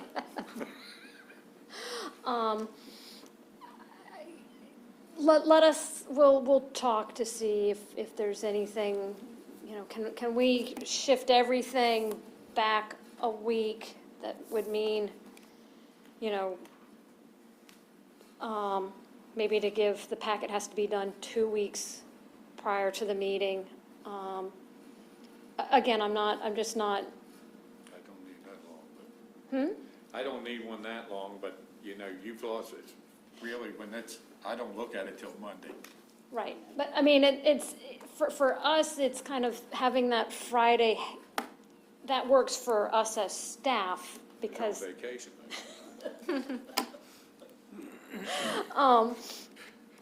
Kind of a packet deadline in the middle of the week would be kind of awkward, I think. I would say, I have no problem with the packet deadline on Friday. I just would like to have it, would like to have it available Friday afternoon for pickup or something, because not knowing that up until now, I've always gotten on I've been getting on Campbell the last couple of months, because I would get an email at 5:30, 6 o'clock at night, and there's no way you're gonna. Because that's when we have With a large finished. packet, there's no way you can get the packet Right. until Monday. So if we set a deadline and say, okay, it's gonna be ready 3 o'clock Friday afternoon or 1 o'clock Friday afternoon, you know. Even if you back it yourself up a couple hours, just so that, Back in the old days, they used to deliver it to us. well. I'm But trying not to be- until I'm trying to be Monday. nice- No, Or I got it Tuesday. Fridays. It's the price of gas, and then they'd have to raise taxes. Yeah, we want that. But I mean, I guess I'm hearing from some of you, though, that even getting it on Friday really isn't adequate. Well, it's better, as far as I'm concerned, it's better. Because again, like I say, getting it at 6:30 is a little rough, you know, 5:30, 6, because you can't come down and get it. And I'm old-fashioned, I like to have a piece of paper in front of me so that I can look at it and then write comments on it. You're not living right, because at 6:30 on Friday, you shouldn't even be able to read. I can read, I just can't drive at that point. You know, you better just hope that we don't We go got to an all awful little topic here. electronic. What about the review? Can we just put it on the agenda, review? Well, I think it Without- would be really helpful for us to know where you want to start so that we can make Well, sure we're I'll prepared. take your advice. You said we could start with the, Yeah, put some of the easier stuff on, we can get a feel the for it. procedural stuff. Just start with that, Yeah, if we can list it as that, and Okay, we'll see how, that'll give us an idea how fast some of it'll go. and we will also work on getting the Ag Advisory Commission meeting scheduled. So hopefully that can happen earlier in September rather than later. And, If we want to have, or need to have, I hate to say, a special meeting to review, how long do you have to announce that? It's 48 hours. Oh, that's all. If you needed something like really urgently taken care of, but I the think- bylaws say to try to get it published in the paper, and I think we should do that. I think we should do that. Oh, yeah, I agree. Yeah, for this process, I'm just saying So, I mean, I think realistically, if at your September meeting you decide you want to set a special work session, then realistically, we're looking that it would be with 2 weeks after that meeting. It's okay, probably that's the fine. earliest. That's reasonable. Because then we could get it advertised in the paper the week after the planning commission, and then you would hold it the next week. Yeah. That's the quickest I think we could do it. Any phone calls after you put the tax notice in there? Put it in the tax notice? Oh, we've gotten all kinds of phone calls. We've probably added 5 or 6 people to the email list. I know we've gotten at least 2 or 3 letters in about map changes. Any complaints about the roads not being mowed? Not to us. I've gotten those complaints. Okay, so we will prepare some information about changes to the procedures, and we'll make sure you know which pages to look at for referencing that. And put that on the September agenda. You know, if for some reason it looks like that's going to be a really long agenda, we as staff will look to see if we think Yeah. there's something that might be simpler just to Yeah, get started, so we will aim to begin that. okay, sounds good to me. But we have the red line Yeah, documents, so we we can. should have it all reviewed by the time we sit down. I hope people don't start, review it before we get here. We can roll through. Yep, you can start looking at it at any time. Right, Friday night. there you go. It's all. Mark, do you have, or Carla, do you have any more? I do, Oh, I do. Was that? We have a couple of things. Yeah, the cycle. In your packet, you had our annual report letter for calendar year 2022 that we need to submit to the Maryland Department of Planning. Campbell is the one who worked on preparing that this year. And we just kind of, what happens with this is, it's a format standard letter. The state is most interested in knowing how many new houses permits were issued within a priority funding area and outside the priority funding area. I noticed that we had 44 new house permits for 2022, which is an increase from the previous several years where we'd been running in the 20 to 30 range. I don't have, more than that, they're under construction. I think, there's always that lag between when construction begins and when they get a certificate of occupancy. So we've noted in a couple of annexations, if you all Last page of approve, it's the agenda almost, packet. it's at the end of the packet. Yeah, right the last 2 pages where the agenda was stapled. If you approve this letter, then we will forward it and file it with the county commissioners and send a copy to the Department of Planning. We keep hoping that we will have time to go back and do a more complete annual report like we've done in the past, and, you know, we'll make that our goal for 2023. Let's get through the L word. Related to the annual report, any questions on that? And I guess I do need you all to take a vote on approving that document. Do I have a motion? It's, Motion, we, It's on the It's- back of the, where your agenda is. So that type the packet Right, that had right, the your finger's on agenda. it right now, the other hand, your other hand. Turn it over. Yeah, now start back way that way. There you go, one more. There was a table There about you the go. five-year There you go. cycle, and then before that is the annual report letter. That's just, that's, no actions needed there. No, I think you do need to approve it. Oh, okay.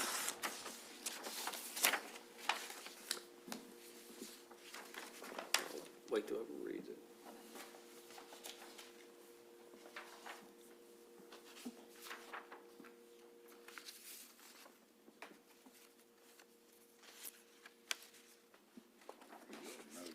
You've signed it. Campbell takes care of that. He's been writing checks for me. And we'll fill in the date, for when you have approved it, and before we send it off. There's sort of a blank in the letter for that, so. Do we have to vote on that? You do need to vote on it. You ready? Campbell, I make a recommendation that you forward the letter to the Office of the Secretary, the Maryland Department of Planning, signed by Joe Hickman. Second. any discussion? All in favor? Aye. Now the report, same thing? So then the next page that you have is dealing with the 5-year mid-cycle report of the comprehensive plan. And this is sort of a discussion. We're still trying to determine with David Dahlstrom, who is our liaison with Department of Planning, whether the 5-year review is due this year in 2023, because we adopted the comp plan in 2018, or if it's due in 2024. 2028. That's a 10-year. That's the 10-year. Again, the Department of Planning has sort of put together a template to help us understand what we need to include in that report to them. And this is another one of those, we're just saying, how would you like to proceed? You can say that you'd like to look at one chapter of the comp plan per meeting. You can kind of amongst yourselves decide, well, you know, there's not a whole lot that's really been changing. COVID slowed things down, and we pretty much think it's good, and, you know, we'll prepare some language and a report that you can look at a future meeting. It's kind of up to you as to how much of a dive into the 5-year review you want to undertake. Well, in the short term, I would like to take not too deep a dive until we get the land use Okay, ordinance. and that's fine. That is a perfectly acceptable. I mean, I think, yeah, I understand the comp plan, but, you know, it should be reviewed, but I just, the land use ordinance at this point, I think, should take precedent, especially with a moratorium hopefully on text. Well, then, if we find out that it's due to Department of Planning by the end of this year, which would just give us, 4 more months to look at it, we'll kind of come up with a fast-track way to do it. If it turns out we can do it in 2024, maybe we'll come back and see if there's sort of a slower track that you want to go through it. But Are you going to ask them for 2024, or do we have to ask? No, we've already reached out to them, and we're still, he's been on vacation. It is summertime. You look at it now, if we're 4 months on a comprehensive rezoning update, and I'd say 4 months is probably generous at that. We're clear into Yeah. 2024. I think our position would kind of be that the 5-year review should be part of our 2023 annual report, which is due in 2024, so that's when this should be due, but we're trying to verify when Department of Planning is really looking What do for they do it. if you don't get it in the right year? Put a little mark in their table that says it's due, and that, They ought to give us another year and a half, because they weren't even in the office for over a year. Okay, anything else, Carla, for the greater good?